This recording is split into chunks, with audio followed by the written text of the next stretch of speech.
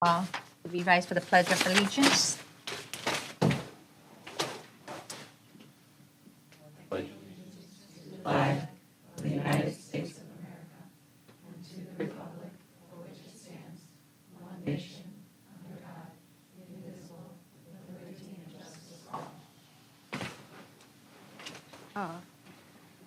Anybody from public wishes to comment?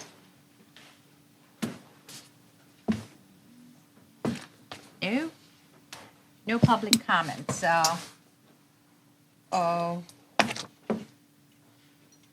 The first item is finance, the working capital plan.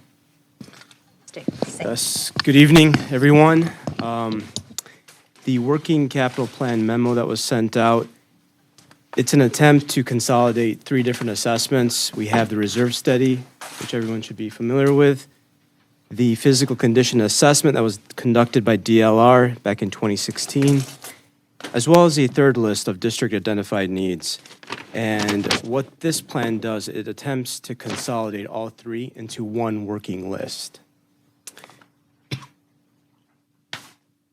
The second page summarizes by year the totals, and then there is additional detail by project line that is attached behind that section. We have categories such as the location, the source of that project, which assessment that project was initially identified in, category, the description, recommendations, as well as estimated costs. This is a plan we'll go into greater detail when Mr. Mike Christensen can return and present that information to us. This is just very preliminary for your first digestion of this data and information. Do you have any questions? About a couple of comments, questions. So the amounts we see are substantial. We're talking, $500,000, almost $1 million per year. They add up quite a bit. I can't hear you. Just make sure your I'm microphone's talking. on. I think My somebody's mic come is and on. turned them off. Hello. Now I can't hear you at all. There's one in every crowd. Still not working? Yeah, now it's better. Better? Okay. So the amounts that I saw are significant. We're talking hundreds of thousands of dollars, $700,000, $800,000, $900,000 per year going out multiple years. So when I look at the list, they're all needs, but I don't see them as all being absolute needs. In other words, I'd like to see some type of priority in this list. I mean, obviously, the safety changes that are needed, those would be to be at the higher end of the priority. Some of the other stuff, aesthetic stuff, painting, landscaping might be at the bottom, just so that the board has some options in terms of, if we can't afford all of this, what is a must need? What is a must have to do versus these are things that we should do, but maybe we can get by. Some of the items, such as replacing things that are towards the end of their useful or expected lifetime, like HVAC stuff. Expected lifetime for something is not necessarily the same as it needs to be replaced. So my furnace has an expected lifetime of 15 years, but I'm going on 20. As long as it's not broken, do I really need to replace it? So those are some of the questions I like answered. When you guys do those more are very detail. good and fair questions to ask. 2 of these studies were from a 10-year life safety audit. They are prioritized by year, so the things that we identified initially to be most important and urgent are at the top of the list. We can't assume that, some of these things are just likes or wants. Landscaping, it may have to do with drainage. We may have drainage issues, so it might be a correction of that. When you have rust exposed, you do want to correct that to minimize the expansion of the rust and that condensation. Something that's beyond is its design life. Yes, I agree. If it's not broken, maybe we need to prioritize to look and consider whether or not it needs to be replaced. But if it's not working, such as one of the boilers that's identified early on in this list, it's non-functional and it's not Yes, that's different working. than just Absolutely. replacing just because it's at the end of its life. I mean, those are Yes, two yes. separate So if it's things. not working, we should agree that that's something that Absolutely, probably yeah, needs to be yeah. replaced. And it's a very good question. It's questions that will go into further detail when Mr. Mike Christensen All returns. right, thank you. Are there also things on the list that our own employees can do? Some of the minor maintenance or certain things that I see on here? There Possibly. are, we see that opportunity, and there are some of those elements that are identified that will be completed in-house. Is that, those are the items marked as internal versus external? Is that different? Not necessarily. Let's see here. But we'll try to identify those through the process. If we can, we'll identify, we think that our staff can handle this. Correct. So some of the district identified needs, there are some elements that we can manage internally and some that are probably outside our bounds of expertise. What is that column telling us then, the external, internal column? The last column.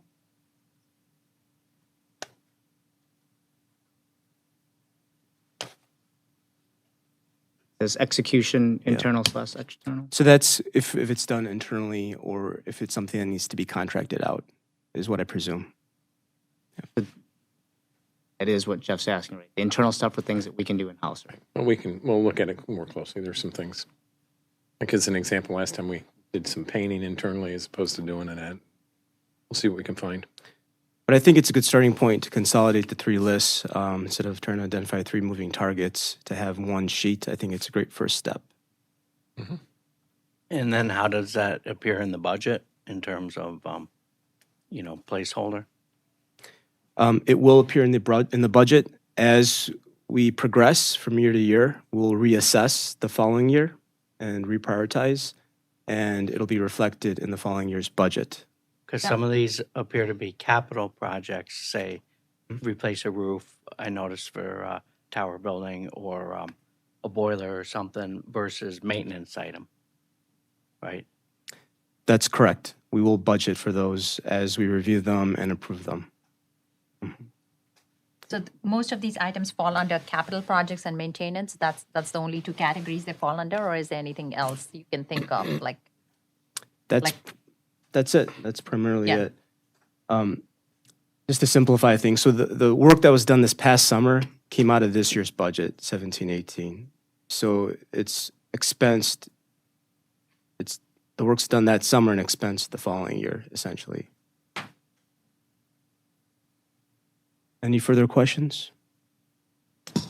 What year was the State of Illinois 10-year life safety audit done?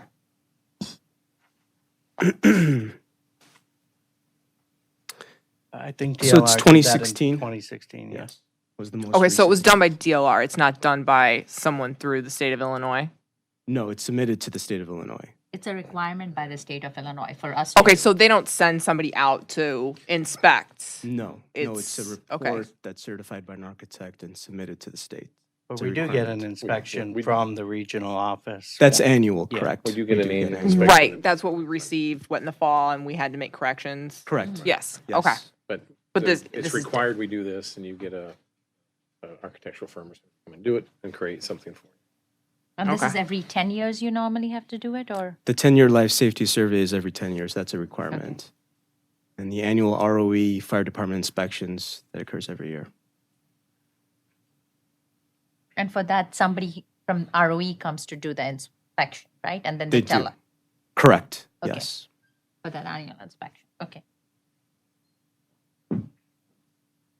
Any other questions? I mean, we'll go into some details next time or time after, Yes. so. I'd like to have So if Mr. any- Mike Christensen come back and present through his own lens some of his perceptions, his input. We can send, if anybody has more questions, we can definitely send them and we'll go visit them again next time, too, with more questions. The next one, I'm going to move the press a bit later. So the next item is the update on the transportation bid packet. Abe? Yes, we have an update. Bids have been received. As you're aware, we went out to bid with District 70 as well as 128. The advertisement for bid was posted in the Daily Herald. The bids were opened at the Libertyville School District office. This was on February 2nd, on Friday at 10 a.m. 5 firms had requested bids and participated in the bid process.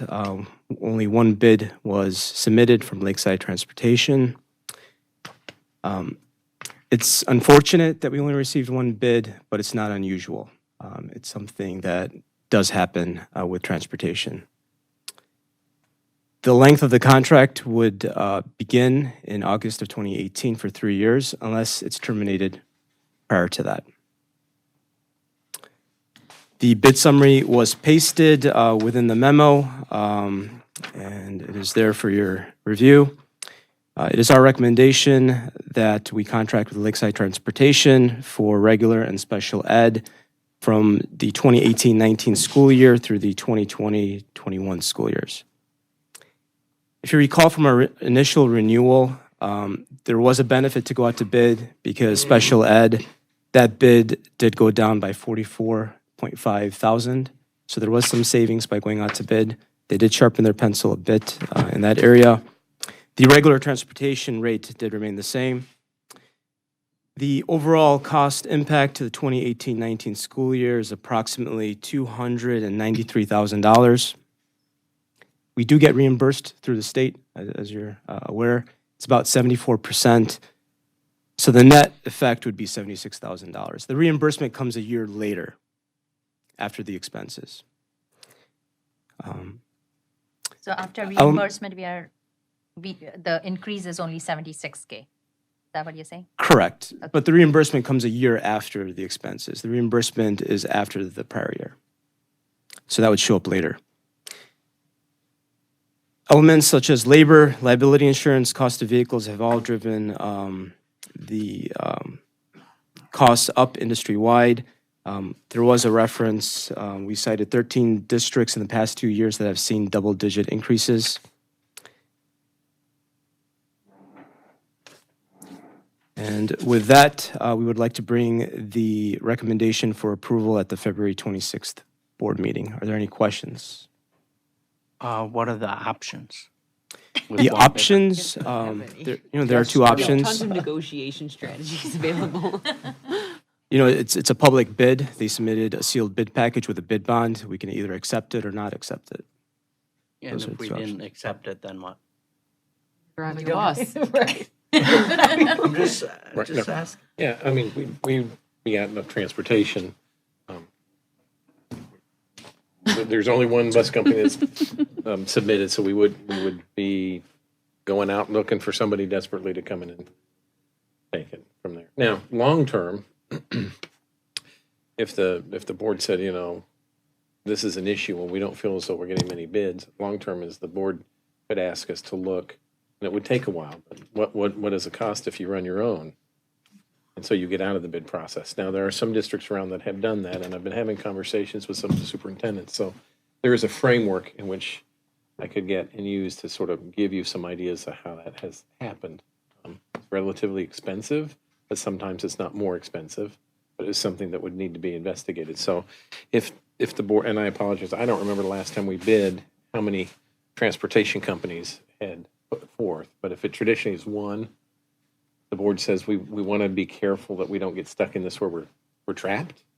And it's something that for a long-term goal we could look at and say, how would you build a transportation department? And you'd want to take multiple years to get there. Is that something you could co-op with another district? I Or does it think- have to be individual? I think there's potential that we could, in the conversations I've had in the last 4 months with some districts that have done their own. The problem that you'll run into is the same problem the bus companies are. They are, one of the reasons you may have only received one bid is they can't expand their business because they can't find enough drivers. So if you go to your own and you can't find drivers, you're competing against them. The market for that is very tight. So you would have to offer a very competitive package for drivers, and then you would attract them. That's something I haven't had a conversation with the other districts that have moved in this direction, see what they've done. And they may have upped what they pay and saved money somewhere else and still come out the same or a little less. So I'd have to investigate, but I would caution that if you go to that, one of the reasons they're having concerns is they're having trouble finding quality drivers to meet, and that would be a challenge we would have. Another challenge we would have is where would we keep the buses? We have Yeah. no land, so that's Exactly. With previous bids, it required all of the districts to approve it. Is that the case this time or Yeah. no? Yeah, okay. So we are in this situation, somewhat stuck, and that there's no other real viable option. We didn't have a second bid. But I throw out the other is if the board wanted a long-term plan, we could look and see, give you some data on that over a period of time. Abe, several, might have been so many months ago that it might have actually been Brad, but I believe you mentioned that most bus companies will only keep their fleet about 10 years before they replace their buses. And these are about, I believe, 10 years old at Lakeside. Are they planning to replace soon? Because I know we've had They have a obviously 10-year, reports correct. of several breakdowns and stuff. They have a 10-year cycle, and they did submit a schedule of all of their buses along with the age and when they plan on replacing those buses. but it was. I mean, I think the age. It's a average 10-year age max. was like 8.5 It years. was already like, yeah, 9, I know, I remember. So, And so as those would approach year 10, they would be geared up to be replaced. and I also think in the letter that they had submitted, with the renewal bid they gave us, with the fall, they said one of the reasons for the increased cost was that they were adding to their fleet. They didn't specify how many buses they were adding. They can see if half their buses are majority or 8.5, Sure. they can see they're going to have to. Right, refurbish, but Right. I just want to make sure, not that we have a lot of choice, but if we're going to pay the increase, at least we can get some better service without some of the disruption. Make sure that they do the 10-year and get a better. Right. Yes. We'll keep a close eye on that. I do want to mention that for the charter renewal, our recommendation is to renew with First Student at a 3% increase over the Lakeside bid, which is significantly higher. That was the one other piece I wanted to add. Any other questions? I have one more question. Do we know Lakeside's sanitation process for their buses? I'm serious. No, I know you are. But with the flu season, as it is this year, I mean, how often do they clean their buses? Never. That's a good question. I can't It's a- answer it's that. a- I mean- It's Have you seen the actually, I bus? mean, I agree, it's a good question. I it's just an excellent find it question, but funny. it's not one that we've asked, but we will, Yeah. especially when we have high flu seasons. What are they doing to go in and wipe down the seats and the handles and things of that sort? So let me reach out to them and see if they have a plan, and if not, let's get one with them. Make sure we do it. Okay. Great question. We'll follow up. Do you think there might be any flexibility in spreading the first year increase over the life of the contract? Because the first year is so much steeper than the other 2 years. Has that been considered at all? I don't know how we would be able to do that. I mean, it is a bid. It is a sealed bid, and there's typically only two options. It's to accept the bid or to not accept it. It's something we could ask of the company. At the end of the day, we do have to absorb that cost at some point. And, it will from there incrementally go up 3% each subsequent year. So it's not like it's going to drop off in the second or third year. It's going to go up and stay up and increase by 3% for those for the second and third year. Notwithstanding, we do have the reimbursement from the state that does help to soften the blow after that first year. Thanks. Anybody else have any questions? I had a question. I do understand that, the bid is for 3 years and the second and the third year we are going at a 3%. Is it possible, they have previously, and I know I asked this question, is previously the renewal of contract has been at CPI. I know we had to open the contract again, but is there any possibility of negotiating the 3% down to CPI or in the second and third year of the contract rather than the 3%, because they have previously extended the contract by CPI. Right now, we could sign the 3%, but instead of doing the 3%, could we do it at CPI? Which, I mean, at 2.1%, even if that comes up at, it is still a little bit of saving that we might be able to generate. Do you think that's possible? That would be nice. We saw CPI come into effect once a contract is completed, and we're going in for an extension. So that would be year 4 or year 5. Yeah, I That's know. when we would request a CPI increase if they were to offer it.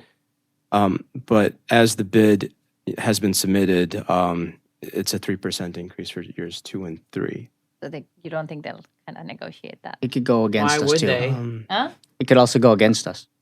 I know. You don't know they what could. CPI is, so it's a gamble. But So why would they negotiate with us? I don't know. Are they? I mean, are they They aware really that want- they're the only bid? So, and if they weren't, they are now. So, Yeah, typically, with following the state guidelines with a public bid, the protocol is either to accept the bid or to not accept the bid. You don't want to start modifying the bid submission because then you open yourself up to challenges where No, perhaps you have to rebid the entire project all over again. No, that's fine.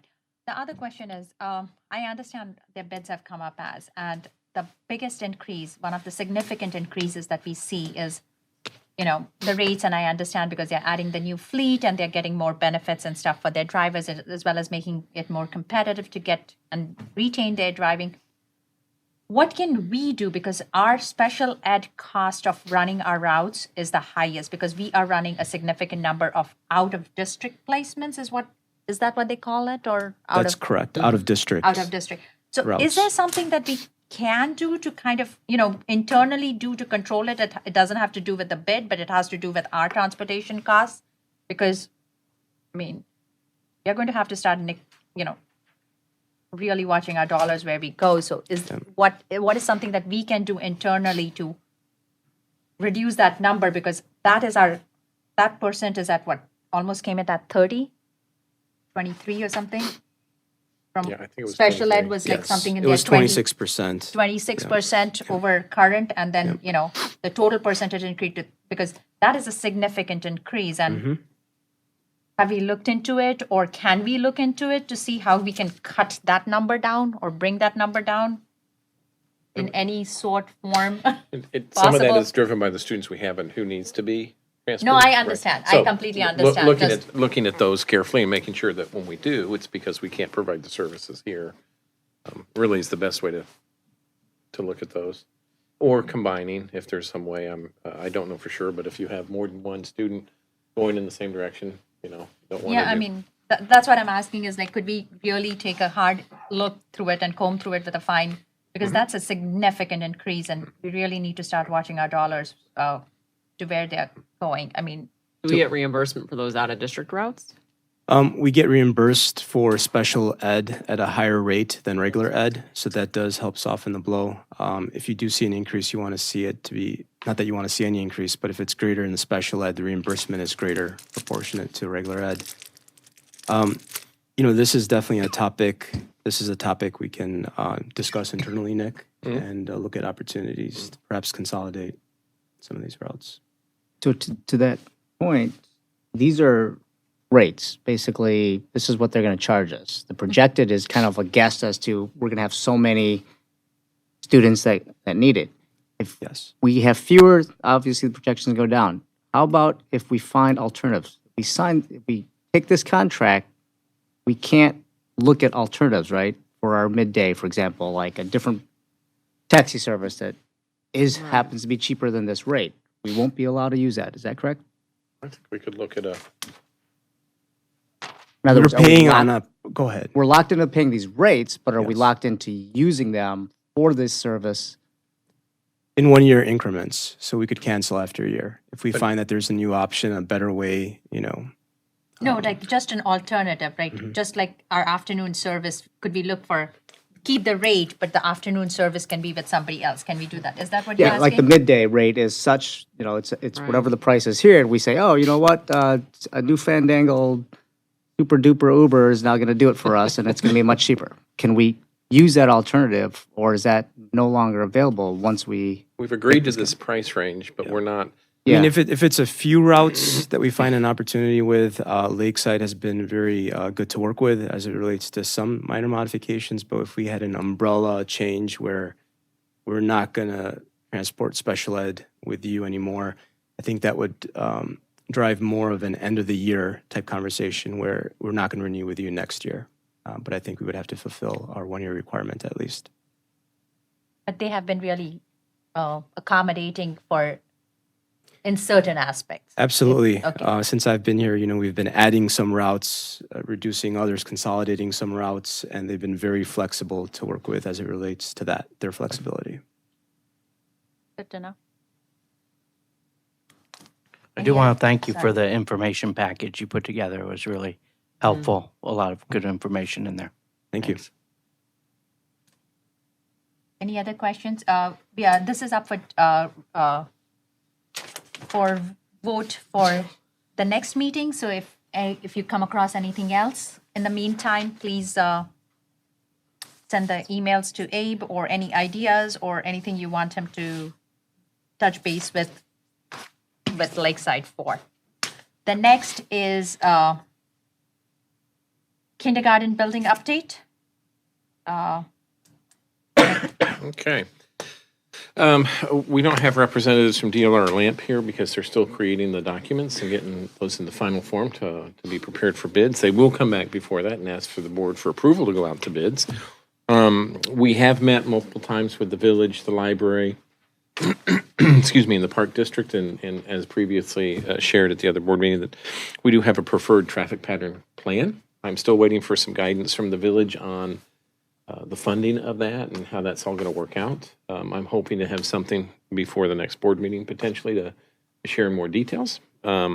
We are preparing, I've got a meeting with the village on the 28th to start the zoning process. We'll do a presentation on the 28th and answer questions about the site work and work towards the zoning process. The zoning will get approved in March, but by the time we go to the meeting on the 28th, I'm hoping to have some clearer understanding from the village of how some of that's going to work. So I don't have anything more to share particularly on that, but we keep working with the village to try to get some more clarity from them on some aspects. Example, roads have requirements of lights, so many feet. The access road coming off of Phillips won't have as many lights. We don't believe that the neighbors necessarily want all those lights, and there's not a need. It's not like it's a road that you're driving all the time. Coming in the morning, going in the afternoon. So they're looking at what is the minimum requirement for lights. And So it's going to be gated, right? yes, it'll be gate, right. So if we had an evening event at the Park District or at our school, you would open the gate, but it wouldn't have as many lights as you might see going down 60 or some other road. Higher traffic. I'm still waiting for some of those finalized.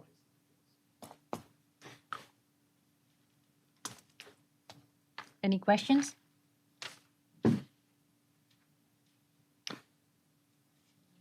Okay, this is an ongoing topic, so we'll move on. We'll go to the discussion items and then go back up. The discussion item, proposed 2018-19 Board of Education meeting calendar.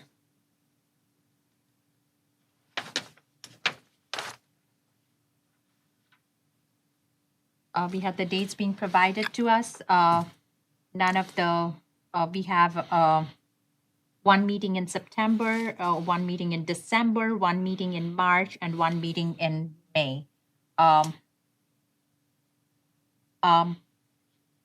don't think any of the, from what I checked, I don't think any of the other holidays fall on a Monday. Robin, am I right? I Check.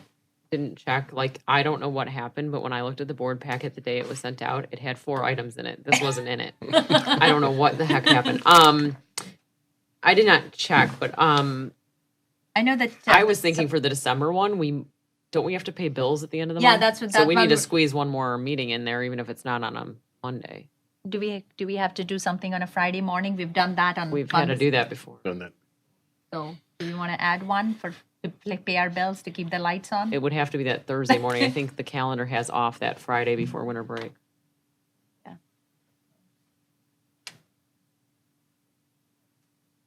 Do you want to add one? it's not for approval today, but so Right. can, Let me send out a revised copy, and we'll put in there with an asterisk what a second date would be in December. It'd probably be a morning meeting, come in to approve just for payments. Or is it too early to approve everything at the December but what 10th about the meeting? same thing about in March and May? I mean, do we need? Yeah. I mean, because we are so early in the month that we will Right. need to come back to pay our bills Right. because Move it down. Let us look and see if there's some suggestions for that, of what we've done in the past and how that impacts the payment of the bills. See, since we have 3 months to have that, I don't remember really having 3 months that that's occurred. yeah, because they're all in the the The 10th, 11th. second meeting, right? Huh? They're Like, all in the second meeting.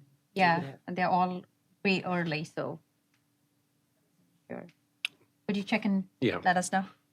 We're going to check for the second dates, right? Or this, September 1 is fine for the holidays. yeah. Or, yeah, the second Monday is Rosh Hashanah, but then that fourth one is fine. And Rosh Hashanah, we are off. So Right. we are looking for the second dates for December, March, and May. Right. Just so that we can pay our bills. Well, think about all the money we'd save if the lights were just off. Yeah, that's right. No kids. I don't think parents would be happy with you if you had to keep them home. I just mean over the break. We'll turn them back on. Stick Any- a little nightlight out there. Any more questions? In June, July, do we need 2 meetings? Yes. The budget is usually a big one. June, July is a budget meeting, and then, again, we have to pay our bills. So, those are. If you were to go to one, this is an example, if you were to go to one, districts do that generally move their meetings to like the third week, like the third Thursday or something like that, because it gets deeper into the month, so. I just didn't know if it was enough. We've sometimes just met once in July, I think. I think one year in the sixth, I've been here, I think we did one time. It all depends on kind of how it Even if it's falls. a little longer of a meeting or whatever. It's best to have it scheduled and then not. I don't want to count our chickens before they hatch. I would just schedule it and then we can decide because if we do end up putting a referendum question on, that July meeting is going to be really important. All meetings are important. I'm just, I believe the ballot is due in August, Yeah. right? Okay. So I probably wouldn't narrow July down just yet, even though this is not really where I want to spend my summer vacation either. Love you Yeah. guys. Seriously. Okay. The next discussion item is operational cost of the kindergarten building. Okay. Provided the board a memo. I hope it answered some questions that were provided and gives some insight. It's a quick overview for folks. The ongoing costs of the new building, this would be the estimated cost of operations due to additional staff, additional heating, additional supplies, things of that sort. Excuse me, in the executive summary, it's about $573,800. That's the additional cost for the building. And we believe that we can fund that through running more efficiently and expected increases in revenue, some with the additional tax rates coming in from the new neighborhoods coming in, but not all. We only have estimated using a third of any additional new tax rates. The other savings come from running more efficiently, reassigning staff wherever possible, reducing how we operate our utilities to try to save some dollars in that. So we've outlined here some potential savings and how we foresee covering the costs, the ongoing costs of the operations of the kindergarten building. Also in there was estimates of other expected costs that we know coming our way, so you could see a full picture of all savings and all expected costs. Also provided a memo outlining substitutes. I know we said we were looking at saving $100,000 in substitutes, and some board members had asked, could I outline how that would work? Just as a quick review for folks, that Substitutes many times are used for folks that are sick or ill, leave of absences.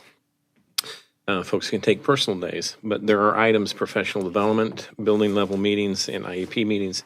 Those areas we have some flexibility in trying to run more efficiently. And so we're looking at reducing the size of some of those committees or the frequency of some of those meetings that we need, and using our built-in time that we have before, after school, and our meetings during the day to see if we can't pick up some of those. So we believe we could trim that over the next 2 years and maintain that trim by running a little more efficiently on there. Again, so it's kind of a real quick overview. The roughly 573,800 just in the operations ongoing, using a third of expected new revenues, and then running some efficiencies, doing some savings to that route. Don't know if I answered all the questions that were asked previously. I did include here an estimate if you were to try to fulfill the space needs in portables, if for some reason we didn't go forward, and also provided some information that Jason had asked. We just shared with you on the another district that's looking to do additions of about 25,000 square feet of kindergartens in the next couple of years, of what their estimated costs might be for that. So you could just see as a comparison. It's not the ongoing cost, but if you were to try to solve this in a different way.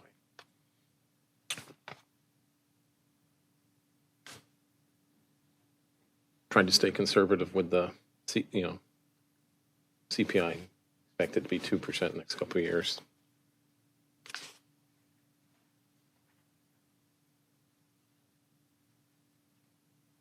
So I don't know how to say this without sounding either like I'm lacking a lot of eloquence or like I'm lacking a lot of intelligence, but the initial operating expenses for the kindergarten center were estimated closer to $1 million a year, $990-something thousand. This is so far below that, it's actually hard for me to believe and wrap my head around. And a lot of these numbers, they're nice round numbers, but that tells me that they're very much just an estimate. And how accurate are they, and how realistic is it? I mean, are we really going to be saving that much in substitutes? Are we, do we have that much flexibility? Like when IEP meetings happen, sometimes they have to happen and require subs, and sometimes they go longer than they're supposed to. And I just don't know where we suddenly dropped $250,000. Well, and in some of this, the initial estimates were given kind of here are all the expenses, the buses, utilities, copiers, those things. There is a loss of interest from investments that when you use the 12 million, that's calculated in the original numbers, saying, here's what we have. But that is not technically really a cost of the ongoing operations of the building. It occurs when you spend the dollars for the building. But so just looking at what are the costs of running that building, also the staffing, identifying some efficiencies in staffing, and taking our time to look through and say, yes, these are actual efficiencies we are confident we'll be able to have and maintain.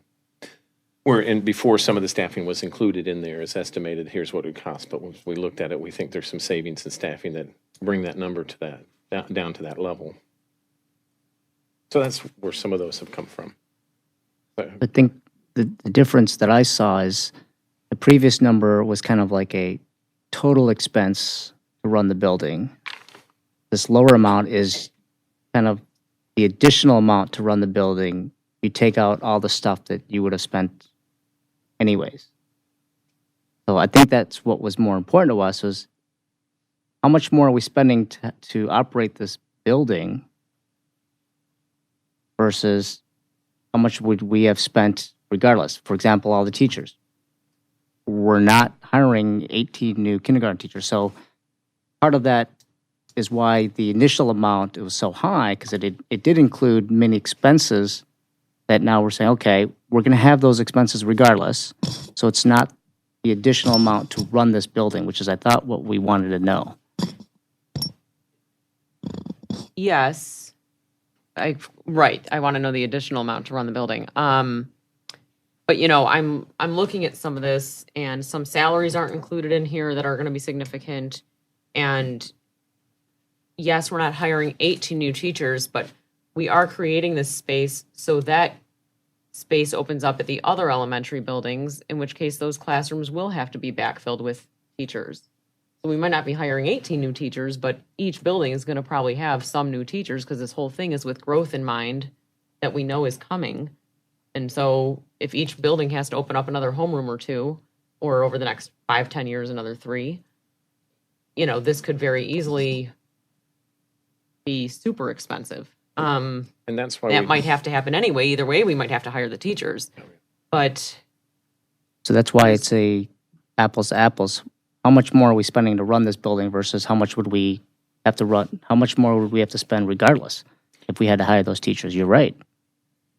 also That's a wash. part of the $1 million. I'm sorry, I didn't mean to interrupt. But that's why only a third of the expected new tax revenue is included in this, because we know that there are potential increases. As initially, when this is built in 2 years, you have initial backfill, as we know, especially at South, fill in those classrooms. But as we get expected growth and we add, it will be a little bit more incremental than 14 at one time. Right. But that's where the additional tax revenue that has not been put into this calculations. And in the original spreadsheet, we tried to give you what we believe would be our potential offsets in income and what we expect we know our costs coming in, which include transportation increases and stuff, and they're still offset there that they match up with that. So the lower number is just additional expenses specifically because the building opened. right, I guess,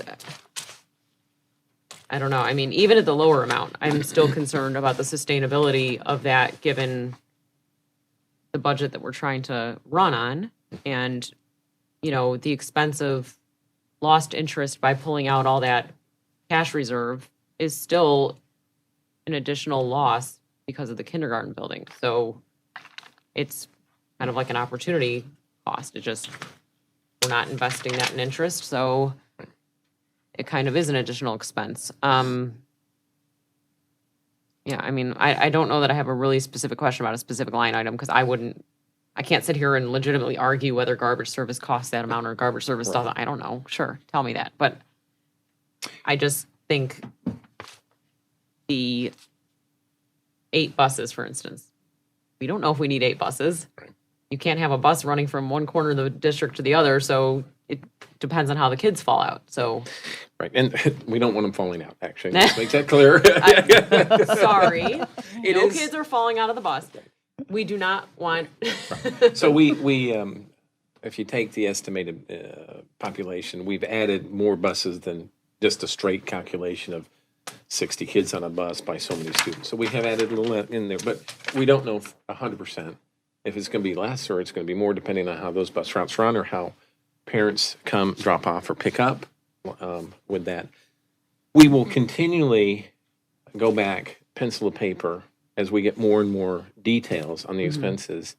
As we get close to the time for the board to approve to go out to bid, even after the bids have gone out, and the bids come back, that's where you really know how much the physical building costs.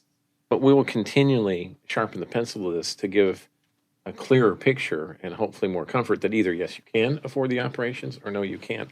These are the best estimates that Abe and I have come up with off of the numbers that we know of what things are. And we've tried to build in other expenses we know are coming our way and show how the total offset is, and that we think we have we think we have ourselves covered. Is it tight? Yes, we're in that situation where we're growing and have increased expenses, but we think we can cover these. I don't know, Abe, if there's anything you wanted to include on that, or? No, I think you've summarized it pretty well. Are there any other specific questions? I'm sorry. I have one. I've got one too. So with Robin, I was, surprised at the $573,000. And then Jason said that it was because we backed out those expenses. But Abe, when I met with you in November to go over the tax levy, and I'm looking back at my notes, and at that point, when I sat down with you, I was told that this was going to be at least $900,000 of new expenses, not including the salaries of the kindergarten teachers that would be moved. So, how did that, because that $900,000 at the time didn't include the salaries. We've had additional discussions from November till now.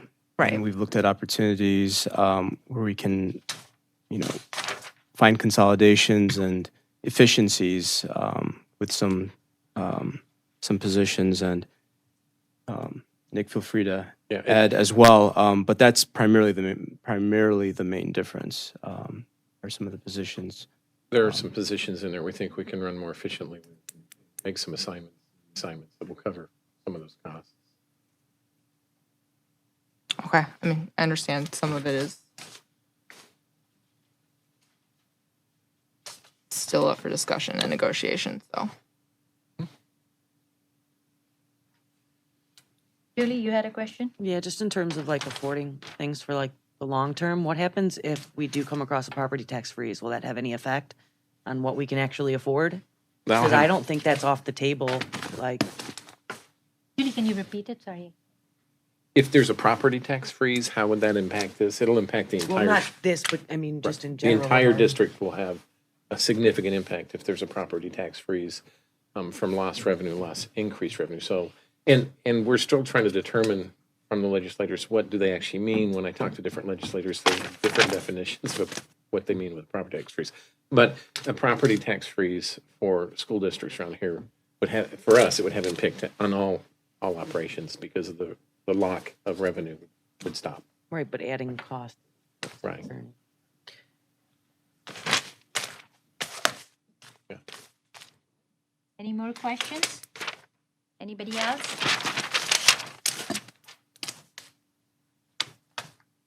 No? Okay.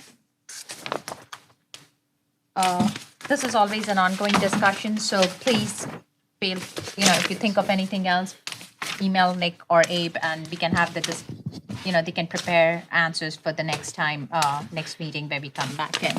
And I'll ask Abe, when we get more, like the transportation costs were adjusted for what we knew exactly was going to occur. So if we get information that gives more detail, we'll adjust the spreadsheet that's in there. So you may get a spreadsheet that says this is updated to this memo, and then we'll highlight and tell you where if we have a more specific number that's come across, just to keep it running for you. The next item for discussion is the community meeting on February 21st. So we are going to have a community meeting to ask the community what they feel, their advice to us going forward to address our space needs. The EFMP, we are going to give a short presentation. It's going to be short because we've given plenty of other presentations, and we'll have a slide for that referencing back to those, but just to give kind of a short presentation to see, what our EFMP was in total, to see what the community feels about it, what they would support, and to show that. You guys had a draft of that presentation was emailed to you. It's still a working draft. We're still adding a few more slides and a few more specifics in it. The way it is going to kind of work out is we'll do the introduction. We'll talk, Nick or Lisa are going to talk about our achievements, extracurricular and academic achievements. After that, Matt is going to talk about the enrollment, the capacity of the buildings, and that's what he's going to talk when the buildings were built, what the capacity is, what the current enrollments are, what the projections are from Casada. That's going to be a little bit of Matt's talking. Then I was thinking, Wes, you could talk about the current constraints and adjustments that we have made overall to accommodate all our increased students and what we are doing in some of the buildings. We have some videos and stuff that we will be adding into it. After that, I would talk a little bit about the referendum, what we had said to do, what we talked about, where the money was going, how the flow was, what we did. It's nothing new information. We're not talking about finances. We're just talking about what we had proposed. And out of that, if people like it, they don't like certain parts of it, just give us our feedback on based on that. And after that, Robin, I thought you could talk about, how do we compare to our neighbors? What our neighborhoods have done to kind of, to modify, to come to the 21st century learning and the best practices and stuff like that.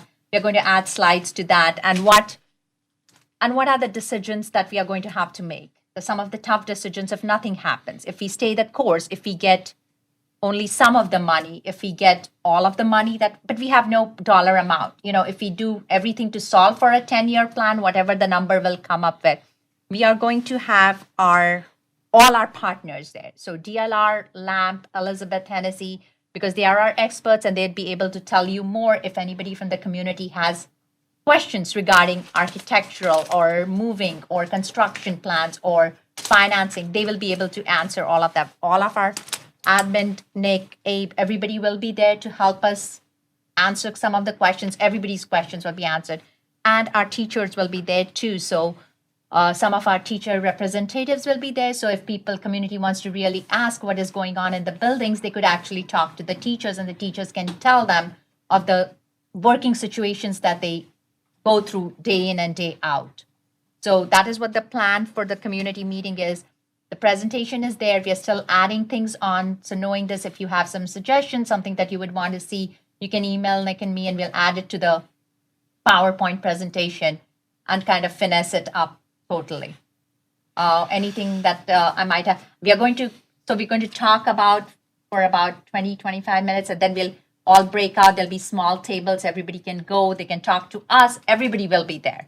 Whoever community wants to talk to, everybody will be there. We'll be having translators there. So, people we'll have headset translation for Spanish. Simultaneous during any presentation, and then the translators will walk around with a button. So if you were be approached by somebody who needed translation, they'd come over and help facilitate that conversation.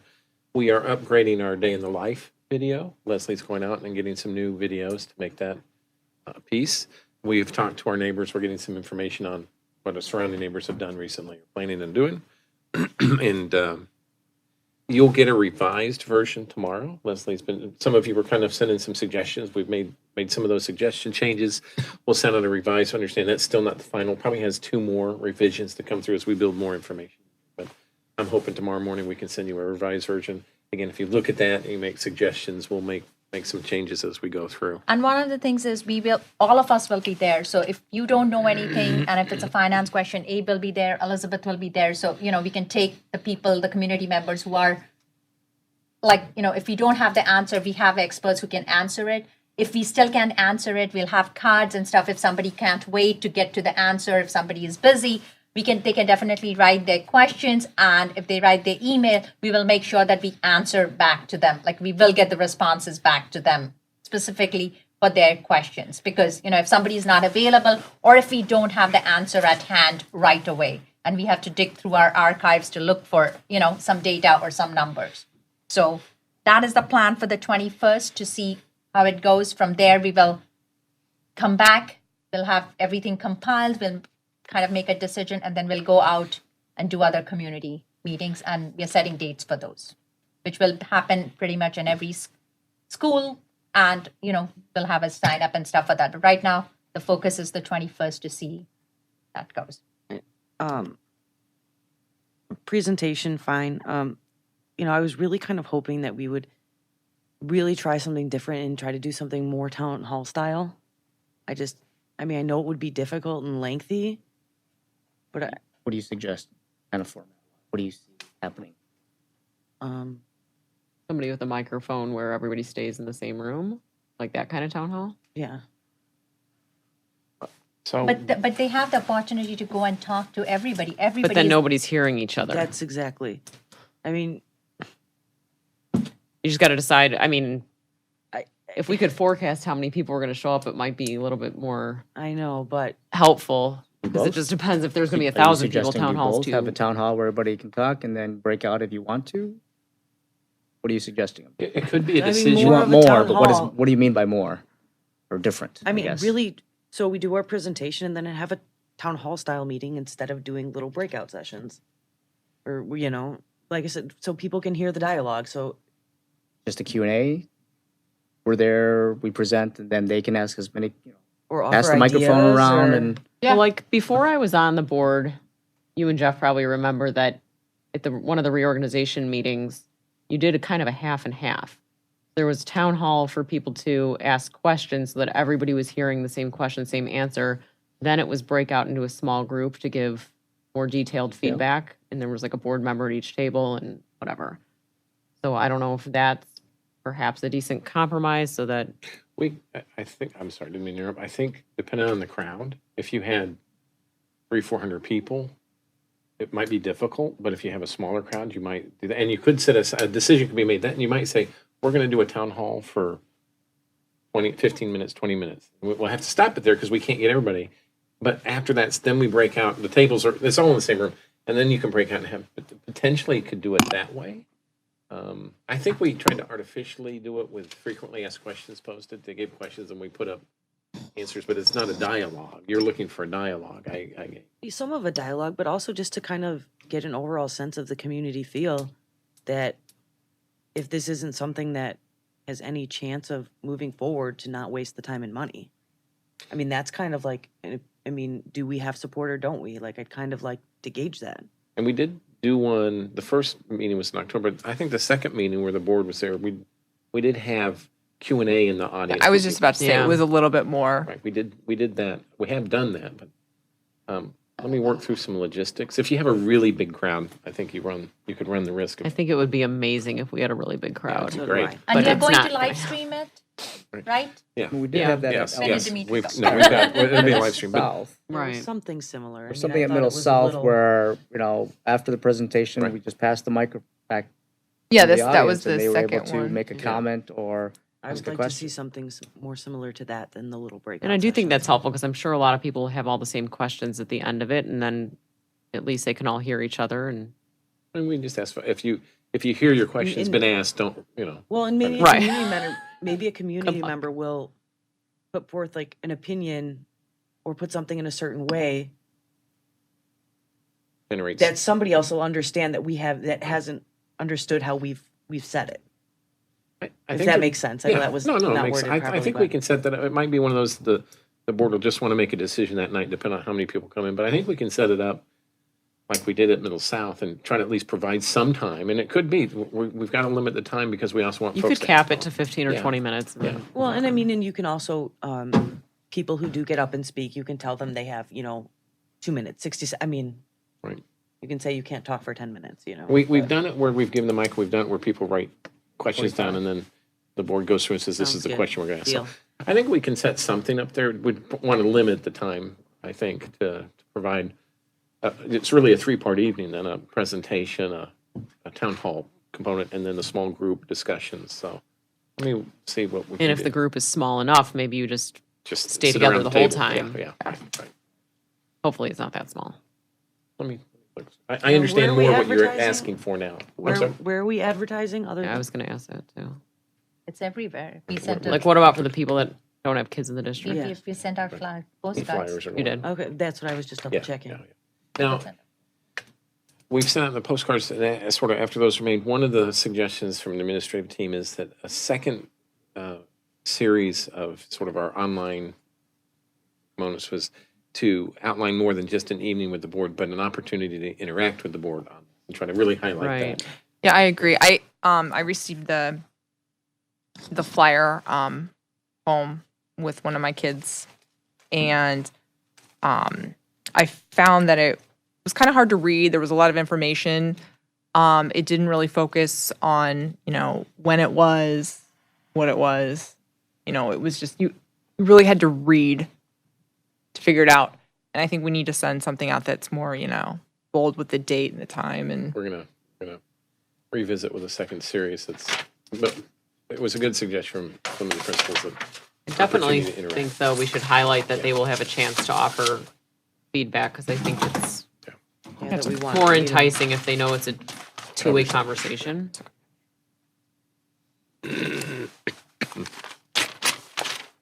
Any more comments, please? I had a question on the presentation, the draft. Yeah. What are the referendum plan 1, 2, and 3? Yeah, that's the same plan, just broken up by north, middle, and south, because when you do the full plan in one slide, it's too squished together, for a lack of better. Okay, so it's not intended to be any type of prioritization No. or anything It's like just that? the slides broken up. We can actually take that off as 1, 2, 3 if you think that's more confusing. It confused me. but, Okay. Yeah, I mean, are we gonna get it broken down by each, like on a separate sheet of paper, like each building and what's being done instead of this large, But you know? that's only 2 buildings per thing, 2 or 3 buildings, and because they were broken down by what went in the one Right, slide. but I'm saying, are we going to ever have a handout or slides that's just what each building would get? I mean, So it's there. not all cramped on one piece This of isn't even paper. necessarily what each building would get. This is just what did we put in front of you last time this was an option. Yeah. This is in no way, I mean, the whole point of this meeting is to not give them an idea of what are you going to get. It's you tell us what you're going to support.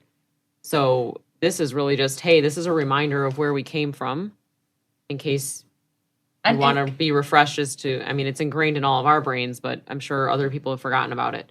So this is really, I think, just supposed to be a refresher of this is what we proposed the first time. Yeah, It because was that's why not- there's no finance or anything, because those Right. numbers have changed and we haven't had Right. DLR or LAMP run any more numbers. This was a plan. I mean, Right. the more you stagger it later, Well, then we the probably- cost is I labor would just- increase. We should take out the financial impact slide then. That was what we asked for. I wanted to show it to them, so to say that, that was what we asked for. And it's just a slide to remind them that this was what the ask was. Considering, and each Right. building was getting it. So if they say that we would only support 20 million or 15 million or 10 million, Right. I just want to make sure that people understand that this included everything. So if the support comes down to a smaller number, then it's not every building. It will be who needs what, Sure. where, when, so that was just what we had presented. It isn't anything to do with anything new. Then That was the maybe, thinking. can we rename these slides then either former referendum plan or Sure. failed Yeah. referendum plan or whatever? Former. You like former? Oh, better? we could use failed. I mean, it's pretty It is clear. what it is. Tell Yeah. it like it is. Well, I mean, they know. Right, so just back to the question that Wes that you Data. had asked about handouts. There was a slide that DLR had for us, and I don't know if it was the meeting at Middle School South with the community or if it was one prior to that, but each school had a slide and it just listed what was going to be done. I could look to find those, take the dollar numbers out, and just say these were the proposed projects for this campus, and you could do a back to front, and maybe have 3 or 4 handouts for folks. I don't even know if we have a hand. I just think that this looks. I would not hand it out, and here's the reason. It's going to get put out there in the community that this is what we gave out as the plan, Yeah. and Okay. Okay. that we didn't hear any feedback, and we're putting the same plan on the ballot and all the rest of it. I mean, I agree. I honestly wouldn't even turn it into paper. Well, I'm thinking more for the slides, because this is. Yeah, it's tiny. I have some improved slides from DLR I got yesterday, Okay. and I forwarded them to Leslie, and we'll look at those and put them up. So hopefully the revised plan will have a better, less grainy, less squished look to it. See if that helps. So no My under- handouts is the suggestion. No. Okay.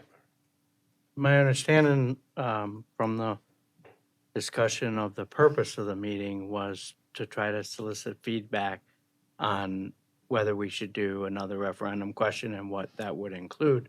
So in order to do that, I think we should focus less on what we did before. Obviously we need to mention it, but make it very, very clear that, this was a prior referendum and we're not at all bound or considering doing the same thing again. I mean, we need to, if we truly want that information, we need to really make it clear that that's what we're looking for, not to go over again what we put forth the last time. Because we've gotten their feedback, we did the survey, we've looked at and we should go over what some of that information told us, and then here's what we want to learn from tonight. I mean, even though, you know, as I'm listening to you, Jeff, just a thought off the top of my head, even though I was the one that suggested putting the old plan in, just to remind people, maybe it's better to take that out so that we're not I agree. putting an idea in somebody's That head. was kind of my thought. What did you say was? I agree with that. Okay. Maybe it's just better to say, if anybody needs a reminder, it's still up on, I assume this is still up somewhere Yeah, on the they're still district up on the- website. yeah. If you need a reminder of what it looked like, it's still up on the district website, but we really want to hear from you, a Right. blank slate. Or even have a couple copies on hand if somebody asks for it, but not to present it. Well, it's not like an all or nothing, one or the other. The point of having it in here is this is the educational facilities master plan that was approved. Whether we ask for completing the entire plan or not is the question we're trying to learn. So we do need to discuss it somewhat because we spent a lot of time identifying the needs for the district and developing a 10-year educational facilities master plan. So we need to identify that, but how we do it is not to say that we're going to go for a referendum on the same thing that we did, but that we're trying to get input and determine, you know, how to implement all or portions of this plan. That was the question. Yeah. I thought the question was really just, what are your ideas to solve the space issue? I didn't think it was, tell us what you like, don't like about this plan, and then we'll edit it. Because this is the core plan. I mean, the options have been vetted by, you know, groups, by educational things. I mean, if they don't want something, if they don't want all the money, that's one thing. But there is, if they decide to come, we cannot go to the drawing board and say if they decide, you know, because there is no building, there is no adaptive reuse. We've looked at all of those other things. We looked So at it this 2 is- years ago. But we looked again. I mean, there is no real estate that has come up that can. Babies are. There's nuts. stuff No. closing left and right around here. I mean, there's new real estate every day. I think if they don't like the adaptive reuse, that's a different issue. There's adaptive reuse all over the place. Just, you know, wait 6 weeks and something else will be closed. Might have a But mouse. might have a whole mall soon. Could have a K-12 mall building. But I think I don't want to see Hawthorne Mall go under, but it's tumbleweeds in there. But I don't, you know, I guess, yikes, I was under the impression this was just to say, hey, here's a reminder of what we put out last time so that you know what was thought of and what wasn't supported, because that's important moving forward, but doesn't mean we're all stuck to this plan. The real plan that the district might support or the community might support is something we might not have even thought of yet. No, they can definitely come up, but I mean, they have to know what was put forward, and this was a well thought out by a long plan. I mean, It was, It's- but it wasn't supported. Like, we got to let Right. that go. I mean, they already told us we won't do that. So to sit there and go, maybe they'll do this part, but not this part, I can promise you, everybody's going to say, sure, I'll do whatever part benefits my own children. That's what people are going to say. So if we're going to be married to this plan and ask people to just give us their pros and cons on it, that's fairly predictable just by where their children go to school. Would that be the same case if you just opened up as a blank slate? They'll just tell you what they want for their- Possible, except a blank slate might lead us to a plan that doesn't just benefit one school or one group of people. It might not be just one neighborhood or two neighborhoods. It may be something that, like I said, hasn't really been thought of, or maybe they didn't like adaptive reuse in the spaces we offered, but maybe there's something different now. Or maybe it was, hey, 2 years ago, we weren't really believing your projections, but now we kind of do. So maybe this new school idea across from South is more palatable than it was last time. I don't know. Like, I mean, I honestly haven't sat there and tried to craft what the answer to this is going to be, but I don't think we I need think to- we all need to come to consensus as to whether we are asking them to look at this plan, pick and choose what they would support off of it and let the rest go, or are we just going to say, this was the plan, but back to the drawing board? I think we need to at least have a consensus on that, because I don't think we're going to get anywhere by all being on a different page with that. I mean, if we go back to the drawing board, I mean, that doesn't mean that we won't use a lot of information that, Well, of course, we Was- already have right. information. I mean, so there's If certain we, parts we of go it. to the drawing board, we are not making November. Let's be very clear about that. There is no making November on going back to the drawing board, and we've But spent but is the 80,000 idea to- already, so. But is we- the idea to make November, or is the idea to have something out there that will be supported and passed by the community? The idea is also to make sure that something gets done by the time it's too late, before they start seeing the repercussions of not having any plan.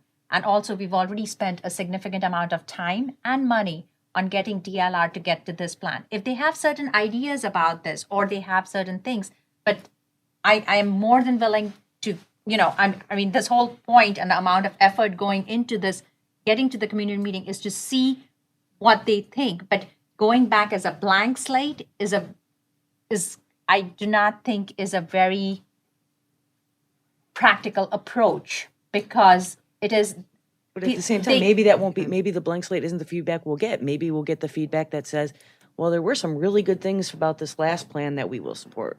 I mean, just having like different options. So Then it that's goes back to, here was the plan, what components do you like?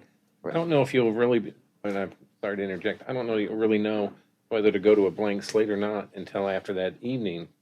If you have a fairly good showing of folks to be able to give you some insight, if they say, we absolutely Right, don't. but I'm just hearing I'm just hearing like an opinion that this is where we are and that we can't go back to a blank slate. That's just what I thought I just heard. That's why I mean, I personally, go ahead, Jason, sorry. I'm thinking I'm hearing an either or here, that we either say, here's our plan, what part of it you want, or we go to a blank slate. I don't think it's hard and fast either or. I think we can just say, here's what we did, and then say, what do you think? Well, I think Do you we like just part of have to this? make Do it you want clear think that- something new? Do you want? That's what I So, thought we were asking. yeah, so but it's- that leaves the possibility that we go back to the drawing board. Right. And you have to be okay with that yeah, that possibility. possibility's if that's there. what we're going to ask. And if we're not okay with that possibility, we shouldn't even ask the question. Understood. And I agree with you. And I think that's where we don't have to say, frame the question saying, here's what we have, what do you think? And that's it. Or here's what we had, we're throwing it all out, let's start from scratch, what do you think? So those kind of like pushes the answers into two different spectrums. We just say, here's what we presented last time, here's our facility master plan, and then leave it completely open. People to either comment on this, to say, yes, I like this piece, or say, I want something totally new. I think exactly what you're saying is just leave it open. Present it, but then leave That's it what open I thought for. we were doing. Yeah, no, well, I mean, I just thought I heard Sonali say that we can't do that. That's why I was confused. If I don't know if I heard that from any, I think, because I've heard sort of different things too, we should just sort of start blank, or should we share what we did before? I think you almost have to share a little bit of what you did before as a framework and say, here's what was proposed, or here's the 10-year plan. That's fine. Please give us feedback, or do you have another idea, suggestion, something different?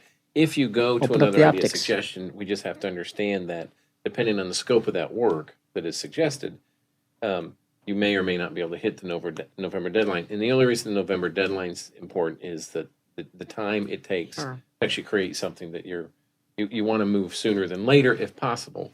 But if you go with the wrong question and you don't pass in November, you're in the same spot. Yep. As if you don't. But it's just one of those, if you come back and going to have to redo something, if it's possible, just be aware that you may not hit that November, but that delays it. But if that's the best answer, is what I'm kind of hearing everybody say, but we just have to, but I think you do have to give some framework, I'm sorry, you have to give a framework to start from. Apologize. Yeah, so I mean, I guess like that, like, are we in consensus that, yes, it could end up being where a modification of the old plan, but it also could end up being a whole new clean slate? I mean, is that where everybody is at? If it is a plan that's feasible, because we'll have to vet it, just somebody's suggestion or something will have to Sure. take a whole long time to getting vetted. Right. So if it is something that can be, is doable, is vettable, is possible, of course we'll do it. But the point is that has to be completely, and if they have a suggestion, like, but we have to present a plan, because this was a thought out plan. And so we have to present it and saying, you can start from here and go anywhere, but this is a framework from where to go. Because it has to be some Yeah. sort of thing. I mean, I think we're just getting into semantics here, honestly, which is just probably a stylistic difference. But I don't know who's going to be presenting. I don't remember who you said is going to be presenting this part of the slides. I just, Brief. my choice of words would not be to say framework. I think as soon as you say this is a framework, people think you have to work off of this plan. And I think the framework is, here are our needs, here's the upcoming projections for growth, and work within these parameters. And then if we find a viable option in those, we can build up the costs from there. But I think as soon as we say this is the framework, it becomes, this is the plan, pick it apart, add to it, and we'll go from there. And that may end up being a totally different outcome. But I'm okay, listen, I'm okay with any outcome the community supports. Even if the community says, we're not doing anything, we're going to stay the course and ride this thing out. Okie dokie. Wouldn't be my first choice, but, you know, No, I mean, that's it's really, I That- just don't want to put it out there as a question, but it's not really a question. So we either need, I do think we need to decide that we're going to have an open mind. And if they send us back to the drawing board, it might set us back a little bit. I think we have to decide to be okay with that personally. And No, that's fine. if they say, nope, this is great, you've already put in a lot of time and money into this and let's work off of that, great. Then it's not a completely lost cost. But yeah, so like I think the point is that it doesn't necessarily have to be a framework. If it is, great. If it's not, not. No, they can come up with a viable option, we'll take it. And if everybody says, I don't have a viable suggestion, but this is not something I'll support, I Then think it's stay we the have to hear course. that too, right? Then it's stay the course, Right. right? I mean, that is essentially them saying that Right. this is Right. this is stay the course, because But we just need to listen and really think about where we go after that meeting. Well, it sounds like we're going to have some other meetings too, so there will be more opportunities to gather information. but we'll have to go out with what the plan is, because beyond that one meeting, the rest of it will be, we have narrowed it down to what we are trying to get Yep. support for. It can't, we can't. Absolutely. So it's that one meeting, and then after that, after we come back from between all those meetings, after that meeting and whatever information or feedback we get, we'll have to come to a decision as a board. What are we doing? And once that is done, then we either go out. If stay the course is what they decide, then we don't have to do any other meetings after that, because we'll stay the course, and we don't have to spend our time on, this is a lot of work and a lot of people's time to do, do it together. So it's so we can decide after that meeting how we get the feedback. If they don't want to support anything, they don't want to spend the money, we'll stay the course and work within the budget framework that we have, and we'll go from there. Okay? So we'll have some more things come in. If you have suggestions, send them right away to get them incorporated, because it takes time to get anything in, you have to get the final drafts in and out. So once you get a draft for things, get the suggestions if you have anything for slides back. Okay, and the one other thing that I did want to add, that goes through my mind at the same time too, is that our needs are based on the kindergarten center, which, assumingly is going to go through, but that's not it's not a complete done deal yet. So our needs could be completely different too. So we can put all this work in and create something, even if the community supports, and then it's not even going to fit our needs. So that was a concern I had as well, just to say.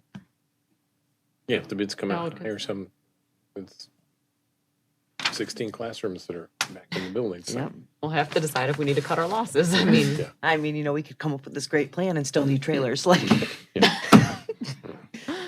boy. Okay. The next item is Press 96. So from the last two meetings, there was one which was, Jeff had a question, 7260. Yes. Jeff, I think you had asked about the waiver for extracurricular interscholastics. The parents cannot ask for a waiver off of their own personal, if they have their child that's taking to gymnastics or something like that. So the law prohibits that. So grades 7 and 8 can have a waiver for Press. some school-supported athletic, like our basketball, our volleyball, would have to be done on an individual basis. I don't know that we would approve those or a lot of those without some other extenuating circumstances.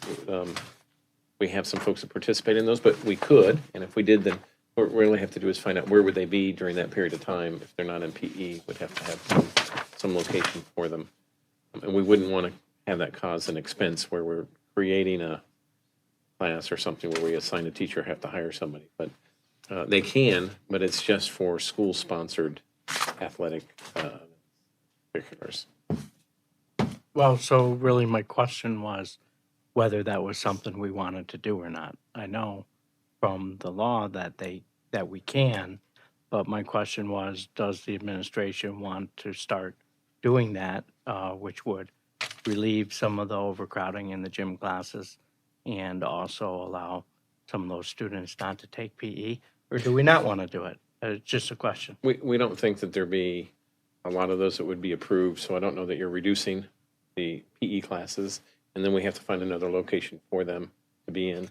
So in talking to some administrators, it's not something we would prefer if the board wants to include it, but we would prefer it not be an option, especially considering it is not some sort of athletic activity that's taking place outside of school, like those that do high-intensity gymnastics or high-intensity skiing or something like that. It would have to be a school-sponsored event. We'd prefer not to go through that. Okay, then I think we should adopt a policy if the board is in agreement not to include that option, rather than have a case-by-case basis where we get students continuing to come to the administration asking for the waiver. So I think we should adjust the policy to not include the option to grant that waiver at this time. Is that something we can do when they? Nick, is this something we can do? Because the back and look at policy it. is written as Let me find it real quick here. Okay, I have a copy of it. 7260. It's on page I got it. number 139 and 140 of the press packet. I didn't originally read it as an option Yeah, that's what I because it was thought a is- legal piece. So I did not. What page did you say? 139 to 140. It's on the 139, 140 of the policy.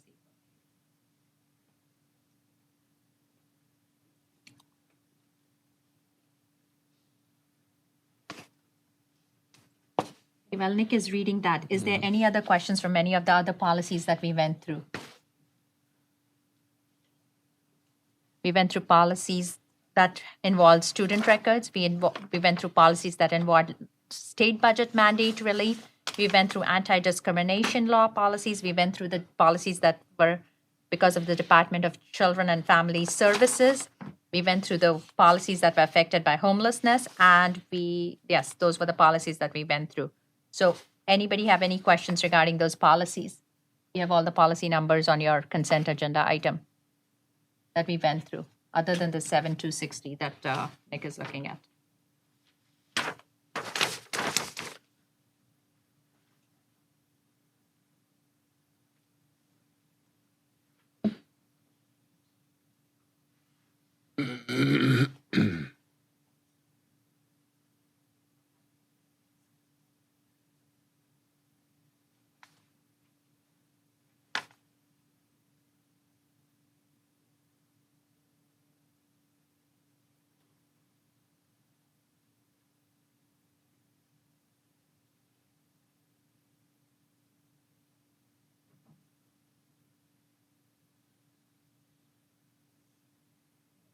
Yeah.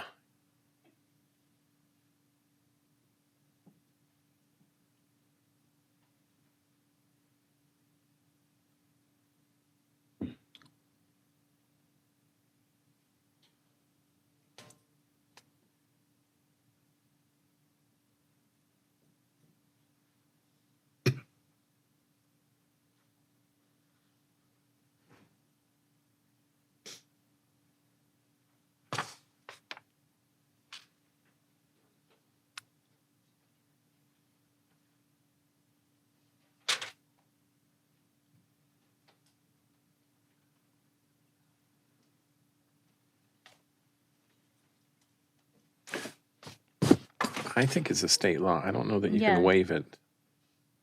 We'd prefer to, but I think since it's a new state law, I don't know that's something that you can waive out of your policy. So we can leave it as case by case basis and just say no. I would include, yeah. But I would include the definition. It's in every case. I feel like it's not going to come up that much. No. People aren't usually complaining that their kids are doing too much PE. And I think in this situation that there was a recommendation that I gave a definition of I would include in the policy the definition. So folks know exactly what it is. But being that it's a change in the law, I don't think we have an option to not include. Okay. Can I start with the policy packet? Okay. The next set of policies are all pertaining to student health. These policies are changed because of some of the laws, and the laws include the Youth Sports Concussion Safety Act, which has been changed to permit advanced practice nurses and physician assistants, in addition to physicians and athletic trainers working under physician supervision, to clear students who have suffered from a concussion. It requires that all licensed and non-licensed healthcare providers serving on the concussion oversight team take concussion-related training, and the team may consist of one if you cannot have a healthcare professional on the team, it may consist of one non-licensed healthcare profession. So the concussion team can be of one person as long as that one person is not a coach. That's a new law.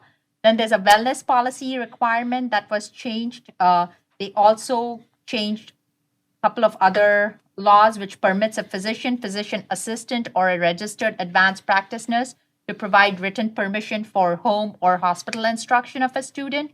Previously, I think it was only a physician, so that was added. The Illinois Department of Human Services created a website about opioid prevention, abuse, public awareness, and a toll-free number provided to provide information and referral services. So that leads to the changes in some of the things. And the Alcoholism and Other Drug Abuse and Dependency Act was amended so that they added a licensed physician assistant to have a prescription authority along with a licensed advanced practice nurse. The school code provision on self-carry and self-administration of medication was also amended. So that because of those 6 laws that were amended, there's a change in policies. So the first policy is policy 212:150. It's a superintendent committee. It's in the AP procedures, page 6 to 9. Yes, the procedure and footnotes are updated. In this, the change is that the concussion oversight team can consist of one non-licensed healthcare professional who is not a coach. And the other thing is a wellness committee is added. The law does not specifically require districts to establish a local wellness committee, but it is there in case they want to. The other thing is there are a huge number of superintendent committees. This is an AP procedure. So the language that they added was for the concussion oversight committee, and the wellness committee is optional, but it is an administrative procedure. So this does not require a board approval. The next one is 4:170. This is in the policy packet, page 26 to 30. And in this, the policy footnotes and legal references are updated. A new subsection for lead testing in water is added. And the law enforcement drill. And then one other thing that is added is we have to have one law enforcement drill to address school shooting incident. And that has been added. We have to have one annual thing.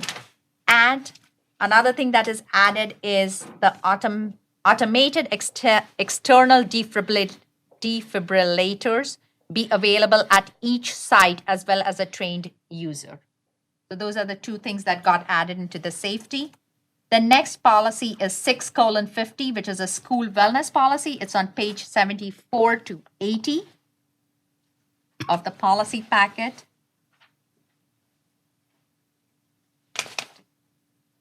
Okay. And in this, again, the policy footnotes, legal references, and cross-references are updated.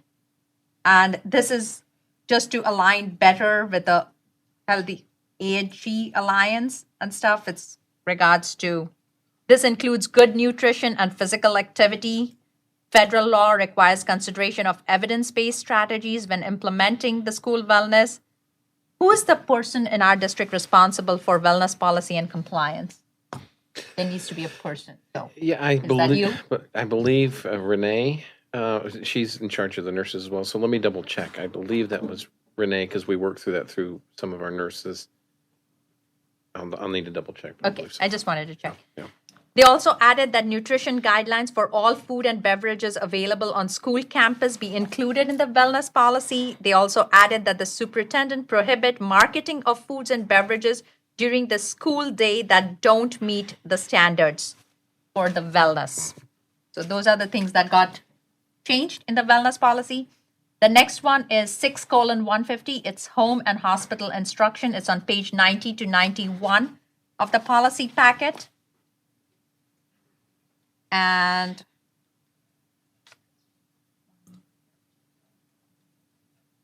it's the policy and footnotes are updated to reflect that a physician, physician assistant, or advanced practice nurse may provide written permission for home or hospital instruction of the student. The next policy is 7:250. It is student support services. This is on page 137 to 138 of the policy packet. And in that, the policy and footnotes are updated. The policy now clarifies that the student support services which may be provided are from a school nurse, school psychologist, and school social worker or school counselor. The next is 7:250. It's an administrative procedure policy. It's a protocol for responding to students with social, emotional, or mental health problems. This is in an AP procedure 41 to 43. And it says that the procedure now clarifies that the student support services are provided from the school nurse, school psychologist, social worker, or school counselor. The next policy is 7:270. This is administering medicines to students. It's on page 141 to 144 of the procedure. It is 7:270. The policy and footnotes are updated. It is added that they choose, okay, so this is administering, this is really regarding undesignated epinephrine auto injectors. So do we have them? Yes. Do we have undesignated? Yes. Yes. Okay, so we have to have this policy then, because if we didn't have them, then we have to take them. Do we have an undesignated opioid antagonist? That is with our resource officer. So if we have this, then since it is with our resource officer, we need to check with our attorney if we need to keep that section of that policy just for the opioid antagonist, because it's with our law enforcement officer, so it's not with us. So we need to check on that section of the policy. Okay. The next one is 7:270 AP1. This is dispensing the medicine. This is in the administrative procedure 44 to 47. And the procedure is just updated to kind of align with the Illinois State Board of Education's model asthma episode emergency response protocol. The next one is 7:270 AP2. This is in the administrative procedure 48 to 50. This is a checklist for district supply of undesignated epinephrine autoinjectors and or opioid antagonists. And this is just procedure is updated that follows the policy. The next is 7:270E. It's an exhibit which is in the administrative procedure 50, page 51 to 52. It's the school medication authorization form. The physician in the form is replaced by the prescriber. So that's a change that they made in the exhibit. The 7:300E1, it is in the AP procedures, page 53 to 55. It's agreement to participate. This is for intramural or interscholastic activities. I don't think they changed anything. The exhibit is just updated. The next is 7:305. It is student athlete concussions and head injuries. This is in the policy pages 147 to 151. 05. The policy footnotes and cross references are updated, and this is return to play protocol. The person responsible for compliance may not be the coach. So somebody on the concussion team needs to be able to give that clearance, and all individuals on the concussion oversight team must complete concussion training once every 2 years. So that's a requirement. So that's the part of the protocol. 7:305 AP. This is the Administrative Procedure 57 to 63. This is Program for Managing Student Athlete Concussion and Head Injuries. It is just updated based on the previous protocol. The next set of policies are licensure qualifications and these laws have been impacted because this is for actually the terms and this is they permit an individual, and this is mostly done because there has been a shortage of teachers and substitutes. So permitting an individual who holds a valid career and technical educator endorsement on an educator license with stipulations, but who does not hold a bachelor's degree can substitute in career and technical education. Also, a person who substitutes in a driver's ed program should be certified in the driver's ed.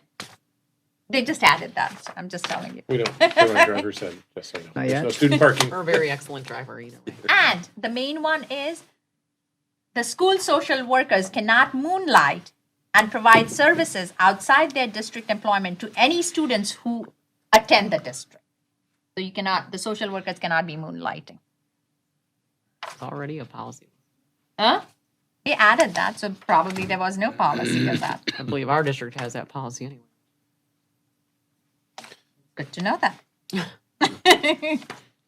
So in that, the policy number 5:200, it's in policy pages 49 to 51, terms and conditions of employment and dismissal. The policy footnotes and references are updated. This is especially for the school social worker, prohibiting them from moonlighting services to students who attend the district where they are employed. They can be dismissed. The substitute teachers is 5:220. This is in policy page 52 to 53. This is for substitute teaching, which is the driver's education and the career and technical education classes room. And 5:220 AP. This is in the administrative procedures 19 to 21. And this is just the procedure, administrative procedure is updated to reflect the policy that was updated. The next one is under the thing about preschool expulsions. And it prohibits districts that receive state early childhood block grant funding from expelling children from their early childhood programs. They may, however, transition a child to a new program. And it has to have documented evidence that all available interventions and support recommended by a qualified professional have been exhausted, and transitioning a child is necessary for the well-being of the child or his or her peers and the staff, and they have to create a transition plan. So this is policy number 7:190. It is student behavior. It's in policy packet pages 125 to 136. So the state and federal law haven't addressed. Okay, here is one thing. This is also student behavior. So the preschool expulsions is something I talked to you about, but there's a whole list of other things that have to be. In that, the state and federal law haven't addressed the e-cigarettes, so we need to consult an attorney on what the student expulsion or disciplinary protocol is for the e-cigarettes, because there's no state or. And medical cannabis, even when prescribed, is prohibited on school grounds. There's a case going on right now, so we need to consult an attorney. So if we have a student who they still cannot take it, so there has to be something else that we need to talk to Joe about it. And there's one other thing. There's a teen dating violence policy, which is required. Do we have it? It's policy number 71850. It's cross-referenced in this policy. I just wanted to know if we had it and have we updated, because it's now a requirement. We need to have it. Real quick here. I'll have to check. I don't know off the top of my head. I think we do, actually. I think that came out. Okay. So teen dating violence policy, it's a requirement by the law now. So we need to have one on file. It's 7:185. If we don't, we need to create one. Can we go back to that medical marijuana one for a minute? Sure. 125 to 136. Right now, as it stands, if we have a student prescribed medical marijuana, They still cannot they take it. can't take it during the school day. No, they cannot have it. It's prohibited. Like cigarettes are prohibited and other paraphernalia is prohibited. Even if it's pro- something kept in the nurse's office. No, they cannot. It cannot be on school ground. But there is some exceptions to it. That's why it's consult the attorney. And there's a case going on right now in the somewhere. Courts, yeah. Because they are asking that the student, because the student has a medical, it's a prescribed, and the Right, student, right. but it is still right now as the law is written, it's completely prohibited. So if we do have a case, we need to consult with the attorney first. Right now, we have there's no exceptions to that rule. It's just prohibited. It's plain and simple. Wow. Okay. What was that policy in? 7185, teen dating policy, violence policy. Yeah, we have. Okay, we have it. Okay, all right. They made sure that we need to have it. So as long as we Right, have yeah, it, so yes, we have it. yeah, good. Okay, that's it. We did 1, 2, 4. We're going at a pretty good rate. 4. Moving it along. We did 17 policies and procedures today, so not bad. So that's it. We'll discuss them if anybody has any questions or anything for next time. Otherwise, we'll keep moving, chugging along. The last item is a president's report, and in that, the board had expressed, sorry, just a second.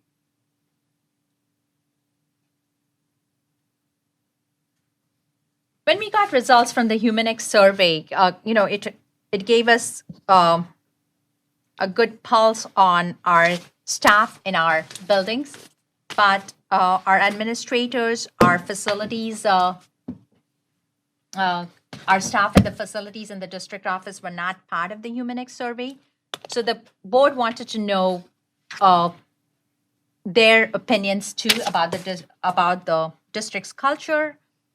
So Robin was kind enough to draft a survey, and so based on that, she forwarded a copy to all of Not us. gonna let me open my own survey. Based on that, we could go around and see what comments we had. Julie, I'm good. you have no comments? Thanks, Robin, for Jeff. putting in the work. Welcome. I appreciate the work you put into it. I think though, I'd like to see it more closely aligned to the questions that we asked with the Humanix survey. We weren't privileged to those. What's that? We weren't privileged to those. Well, we did have like top 5, bottom 5, but also I was wondering whether the administration had those types of questions so that we could align these surveys more closely to the questions we got from the building. We have those The- questions in a hard copy format, right? Somewhere? Yeah. The second set of survey questions seem to be more in that Yeah. frame than the first set. So that's, Yeah, I kind of did a different format for each one, just based upon a couple different templates I've seen from other districts that had done it. And then the other thing is, in the fall, I had asked for Humanix questions. We were told for copyright reasons we couldn't see those Humanix questions. Now we can. Great. Not sure what changed. I'm not willing to violate a copyright law, that's for sure. But whatever. I'm happy to make modifications to make it more similar to the way the Humanix is done. What I think we were trying to do was keep it somewhat concise, and that Humanix has dozens and dozens and dozens of items. So the if we still want to keep it concise, maybe the Human X sort of naturally has ones that make no sense as far as admins go or certain other people go, but there's a good chance it's going to go well over the 20-ish items that we were hoping to keep it to. The other thing too is unless we pay Human X, and I'm really just copying their questions, and then that does become a copyright issue. So, and then the other interesting thing is when I went to go look up Human X when I was doing these templates, there is a Human X survey that is aimed at educational institutions. That is not the same Human X that we give out. That one had questions that were a little bit more in line with what we do here. So, A, I'm not sure why we're not using that one to begin with, but B, you guys want me to take from that template, or do you want me to take from the current Human X we give? Well, looking at the two set of questions that you have, the second set seems to be more in line of the Human X, whether they came directly from them or It didn't, but wherever yeah. you got them from. They seem to Yeah, capture. I got them from a different district, but yeah. They seem to capture the The one goal for of the the Human X. facilities, right? The one for the Yes. staff. Yeah. So the Right. that second set. So if you want, I can kind of make a 'Cause- similar one for the admins. Yeah, because that one seemed to capture more about what the board was trying to determine in terms of Climate. understanding the climate, whether the administrators' voices are heard, whether they're happy, Mhm. direction of the district, all that stuff is captured in those set of questions. The first set, not as much. The first set Sure. seemed to go a little more without focus, I'm going to say. Okay.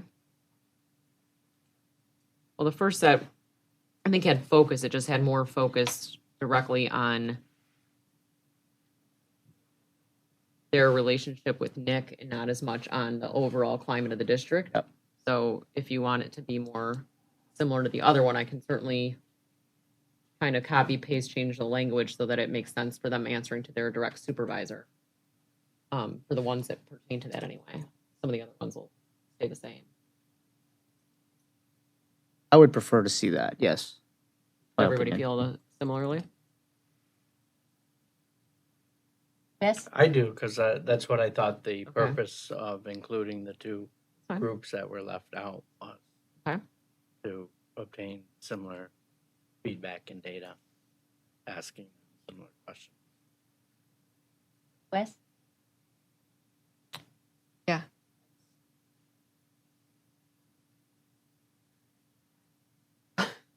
And I don't think it needs to be that long either. No, Either there was- list. there I was- figured there were going to be some that people would want to think- eliminate because yeah. some were a little bit redundant. And Yep. Agree. in some ways, redundancy is good because if you keep phrasing the same thing but getting a consistent answer, then you know it's a true answer. Yep. But if we're trying to make it more streamlined, I can certainly take out the redundancies. Yeah. People spend their entire careers trying to come up with correct survey questions to tease out the right information. And how do you phrase the same thing 5 different ways Right. without them really knowing they're answering 5 different, Right. the same thing 5 different ways? So I don't think we want to get into that business. So Oh, I don't want to get into that business for sure. I think we have to understand what information we want to get out of it. I think that's the first No, thing. And that's- I'll go back to basic understanding by design. What do we want to understand? Mhm. Use that as our guidelines to pick out which one of these questions makes sense, and then go from Are there there. any specific numbers you had in mind to totally get rid of, or it's just streamline it to take away redundancies and then? Initially, really when just when we focus- talked about when people want to do a survey, we said like anything over 15 to 20 would turn them off. They wouldn't want to keep going and answering Okay. questions if it So was get it supposed to down be to 20. at most. Okay. Would be my I would rather see even less, but I guess depending on the number of questions, and then once we see them, if we can understand why that particular question is being asked, okay, yeah, that's important to us, then keep it. If it's similar to some other ones and Sure. it can be removed, then I guess I'm not stuck on a number. I'm more stuck on Okay. why are we asking certain questions. Okay, so what I kept in mind while I was doing this is based upon our other conversation. I wanted to get some feedback about some of the similar things that Human X looks at. Are your needs being met? Is there an atmosphere of collegiality amongst your peers. But then specifically, I wanted to also get at, we had talked about what's their feedback about the EFMP, what, you know, and things like that, that are more specific to our district and what we have going on right now. So that kind of generated another couple questions just on its own that perhaps wouldn't have been there at another point in time. So things like that. But yeah, I'm sure I can get it down to less than it is right now. I think, what is it at right now? 24, Yeah, it's 25. 25. So sure I can get it down. Yeah.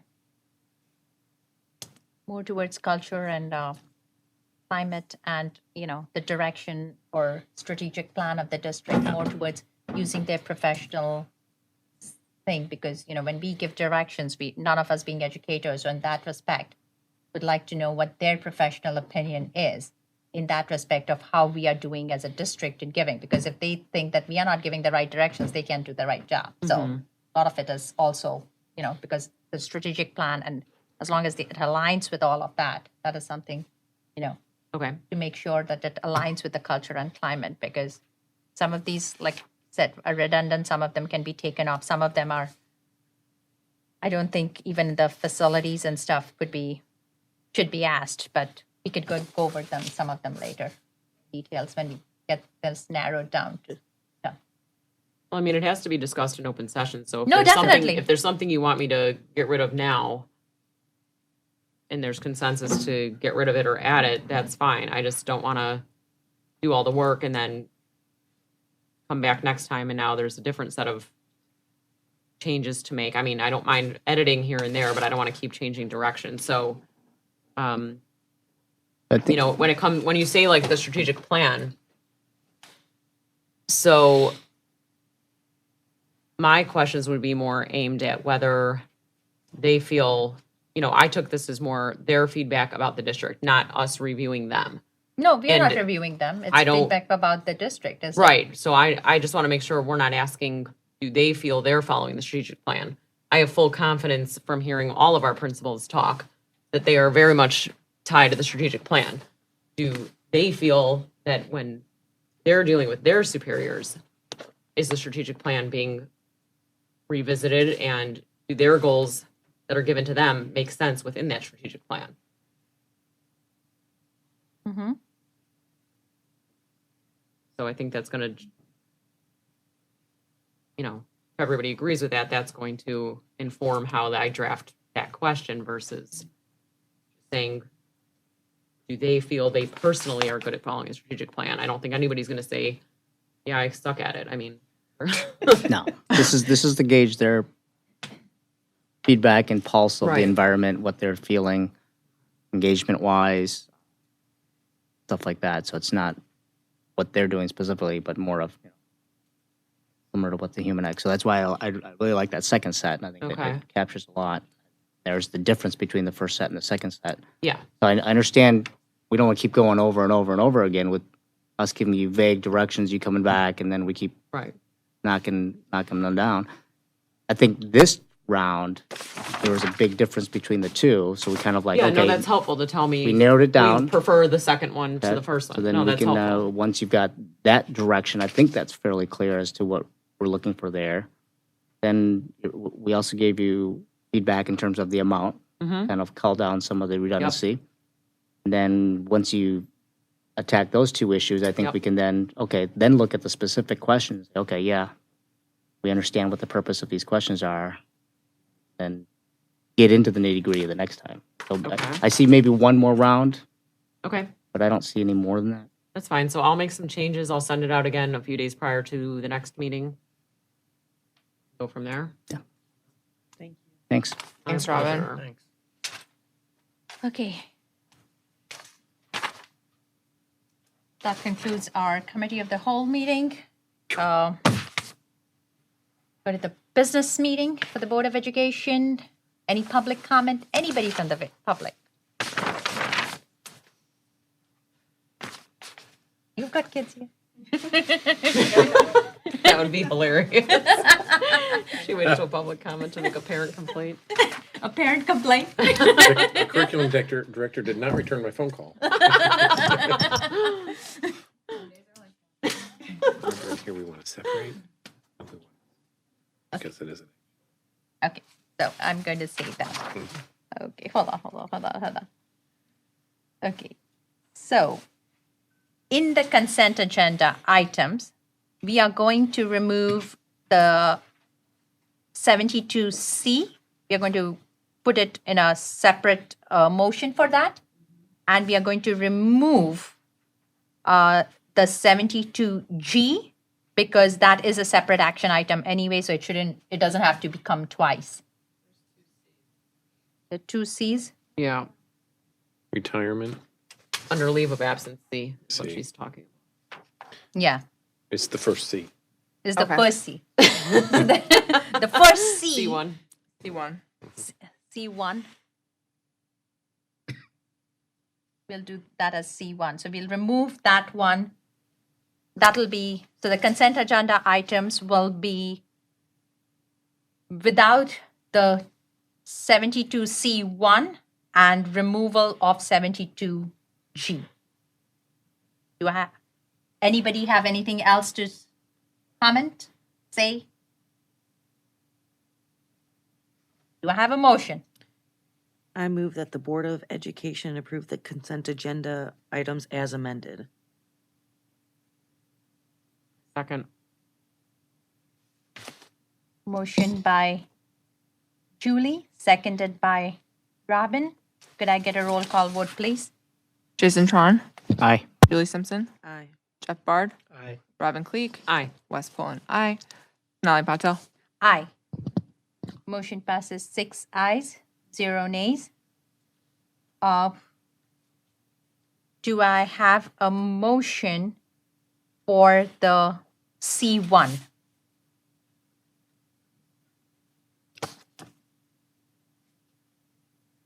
So we would say that, so the motion is that we, Recommend that the Board of Board Education approve. approve the consent agenda item. No, it's not. It's no longer consent agenda.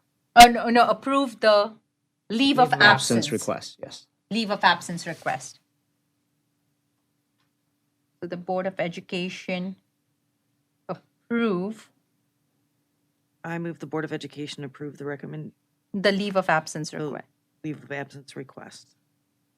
Motion by Julie. Is there a second? Well, we should identify it as yeah, 12.72C1, Okay, so there's no mistake. 12.72C1. Yes.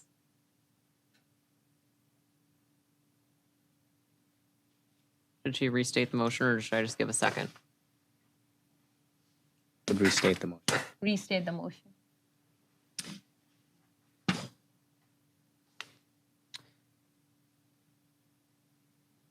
I can't. You could said you recommended the Board of Education approve the leave of Leave of absent request. But say 12, Page 12.72C1. 212.72C1. Yeah. I move that the Board of Education approve leave of absence Request. leave of absence request 212.72C1. I second. Motion by Julie, seconded by Robin. Could I get a roll call vote, please? Jason Tron, Nay. Julie Simpson, Nay. Jeff Bard, Nay. Robin Cleek, Nay. Wes Pullen, nay. Sonali Patel. Nay. 6 nays. 0 yeas. The next action item is the termination. Any questions? Do I have a motion? I move that the Board of Education approve the termination as presented. Sorry, do you want me to list the item number? No. The only one listed. Yeah.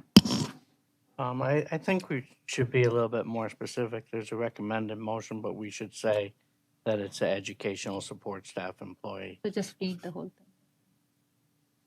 I move that the Board of Education approve the termination of an educational support staff employee as presented. Motion by Robin. Do I have a second? I second.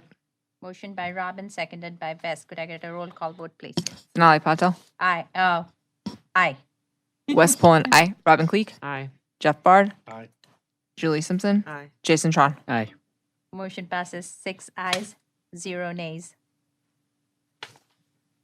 Oh, 62. Robin, Yes. HSAP committee update, please. Oh, so that's me. Get it. We met the third week of January. It's the student advisory committee that Megan Goldman heads up, and she is back and better than before. So there are representatives from grades 4 through 8 on this committee, represented by every school, their social worker, their principal. I'm the board member that's there. And most of this meeting was going back over goals that were set last year for social emotional learning and improvements. And first of all, I love this committee. Like, whoever gets the opportunity to sit on it, it's fascinating. But this was probably the most uplifting committee meeting you could have sat in. It wasn't all positive to the point where you go, they're not telling the truth. But it was so much good feedback about improvements that have been made from a social emotional learning standpoint. And to hear the middle school kids come back and say there's been improvements in the amount of cyberbullying going on, and there's been improvements in the curriculum and advisory, and to hear the kids from the elementary schools saying there's better hallway behavior and better lunchroom behavior. And so hopefully this is what other students are experiencing also, and not just this particular group of kids. But it really was uplifting, and to hear every single school mentioned they knew who their go-to person was at school as far as an adult. And every single school had at least one child who said they would be comfortable going to the principal with a problem. And I really think we have to give a lot of props to our administrators. As a kid, I would have never run to the principal with a problem. And I went to Hawthorne, and it was a fabulous district, but I would not have gone to my principal. So I really think that is saying something about our staff, that they're able to be seen by their student body in that capacity. So really just, it was a really great amount of feedback. I think that, I don't know whether it's particular to Second Step, or I don't know whether it's particular to things that have been going on with the SOS program, but really it seemed like this time there was more positive feedback about changes that have been made than other committee meetings. So yay. Yay. That's nice. That's good to hear. I have a report somewhere. Not a report, but I have some things I want to make an announcements. The Lake Zurich meeting list is still on. If anybody gets a chance to go, thank you, Wendy, for going. So Wendy did go and sit there. So that is really, thank you for bringing the feedback back. The ISB spring meeting is in March. It's at Mundelein High School. If you have not had a chance to, so please let Wendy know if you want to go. If you have not had a chance to go and check out their STEM facility, you should do that. It is amazing. I've done that, and it is really nice. We have a CDOL meeting. CDOL asked us if we could host their board meeting. It's in May. Wendy will send out a reminder. But if anybody wants to come, it's an open meeting for CDOL. It's going to be held here. So if you want to just come and take a look, it'll be sometime in the morning. I think that's when they hold their meetings. But you're welcome. I just wanted to give you guys a heads up. I wanted to congratulate the Town Line Science Olympiad. They took home a lot of medals. Kids did a great job. Hats off to Dr. Kiefer and Mr. Smart for organizing it, because we were the host this time. And thank you to the Hawthorne PTO for doing a fabulous job of providing the food and, coordinating all of that. And to our janitorial and support staff who helped clean up all the mess with all the kids. And I also wanted to inform the board as well as the community. We have an Alexian Brothers seminar on March 6th. If you've never attended one of these seminars, which is put up by our special ed department, it is not for people just for students who have needs, or if you have a child who you think has needs. These are wonderful seminars. They are about an hour long. It's a really great thing to go, and it is given by somebody from Alexian Brothers. It's very educational. It's you can always get parenting tips. There are always parenting tips that are needed. It's this time it's for resilience, I think. I'm not sure, but it's in March 6th. So please, and I think it's at Middle North. I believe so. So, but please look out. Leslie has done a wonderful job of sending it out in the flyers. It comes in our newsletters. It's an hour. Please do go and attend. It's really good, and it's not necessary. Even though it is not only for the special ed department or kids who need help. It's for everybody to go and listen to it. It's great. I'll be there.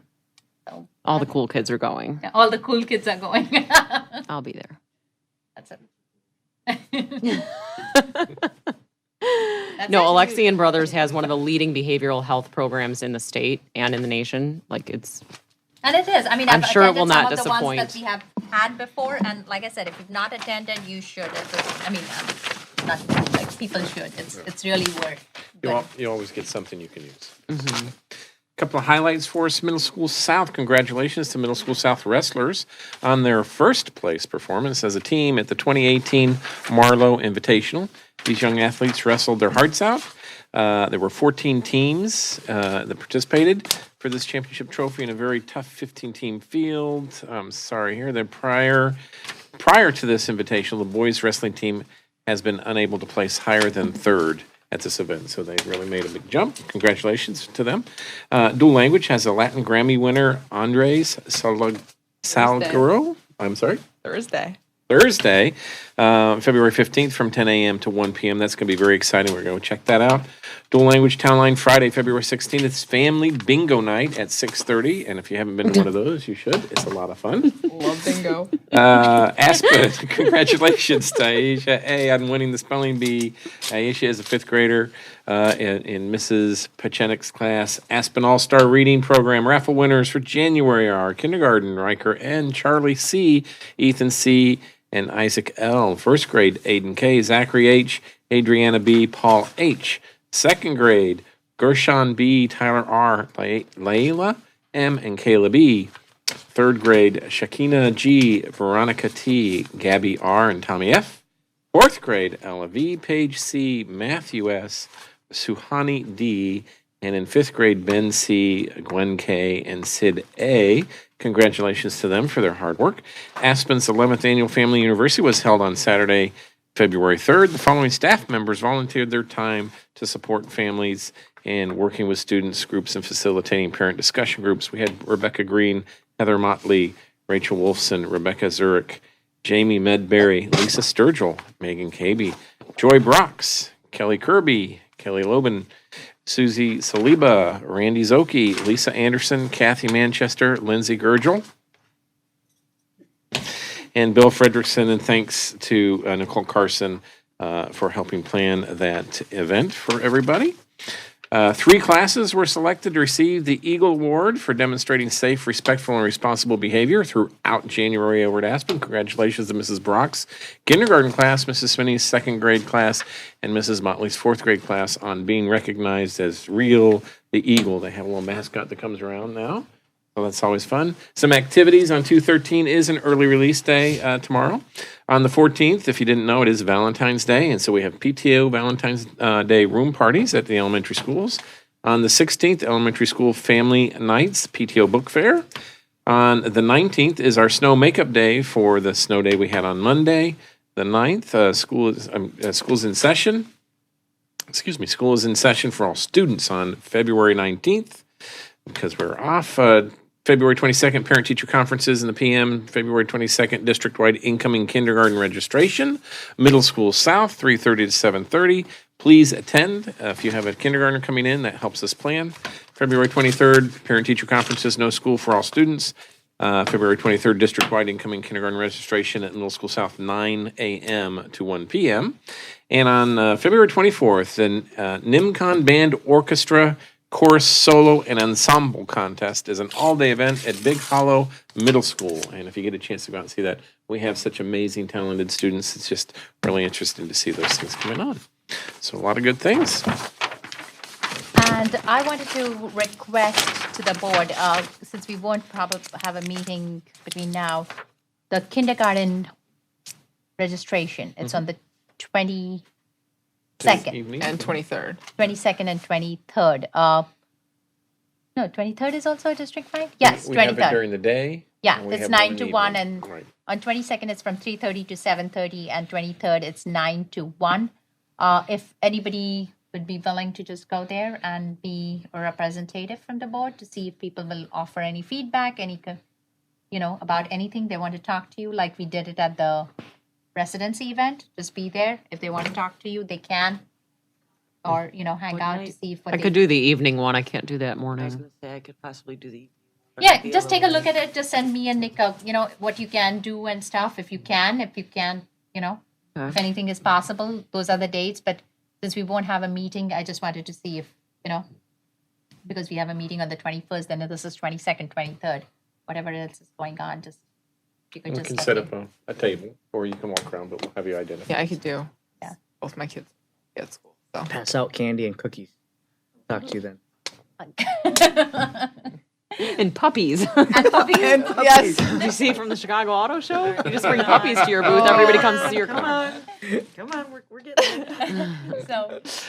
So, just in case, just email me, look at your calendar, just wanted to put Yeah. it out there. That's it.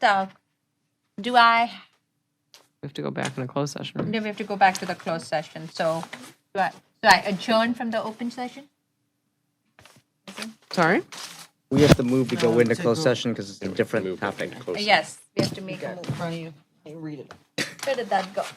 Go I for it, read the Jason. first one. Go for it, Jason. I'll So read we it. are adjourned. No, we're not. No, we No, can't. we Wait, have to. that's not it. No. Yes, it I is know, it. I'm telling them that they don't have to stay. Are we doing all three, or do we get rid of the first one in the We get meeting? rid of if that's the staff, Yeah, so it's Yep, just yeah. the collective negotiating and purchase release. yes, those are the only. Okay. Okay. I move that we go into closed session for the purpose of discussing collective negotiating matters between the district and its employees or their representatives, or deliberations concerning salary schedules for one or more classes or employees, 5 ILCS 120/2C2, and to discuss the purchase or lease of real property for the use of the public body, including meetings held for the purpose of discussing whether a particular parcel should be acquired, 5 ILCS 120/2C6. Motion by Robin, do I have a second? Second. Motion by Robin, seconded by Julie. I have to have a roll call vote. Right? Jason Tron. Aye. Julie Simpson. Aye. Jeff Bard. Robin Creek. Aye. West Poland. Aye. Denali Patel. Aye. Motion passes 6 ayes, 0 nays. We are in closed session. In the tape recorder, Yeah, I have to get the cord from Wendy. Wendy, do you want to go back to the room, or do you just, I don't know, what do you want? you want to go back to the room, or just stay here? I'm lazy. So we'll Stay stay here. here. I'm gonna take a quick break then, Okay. while we wait for our guests to leave.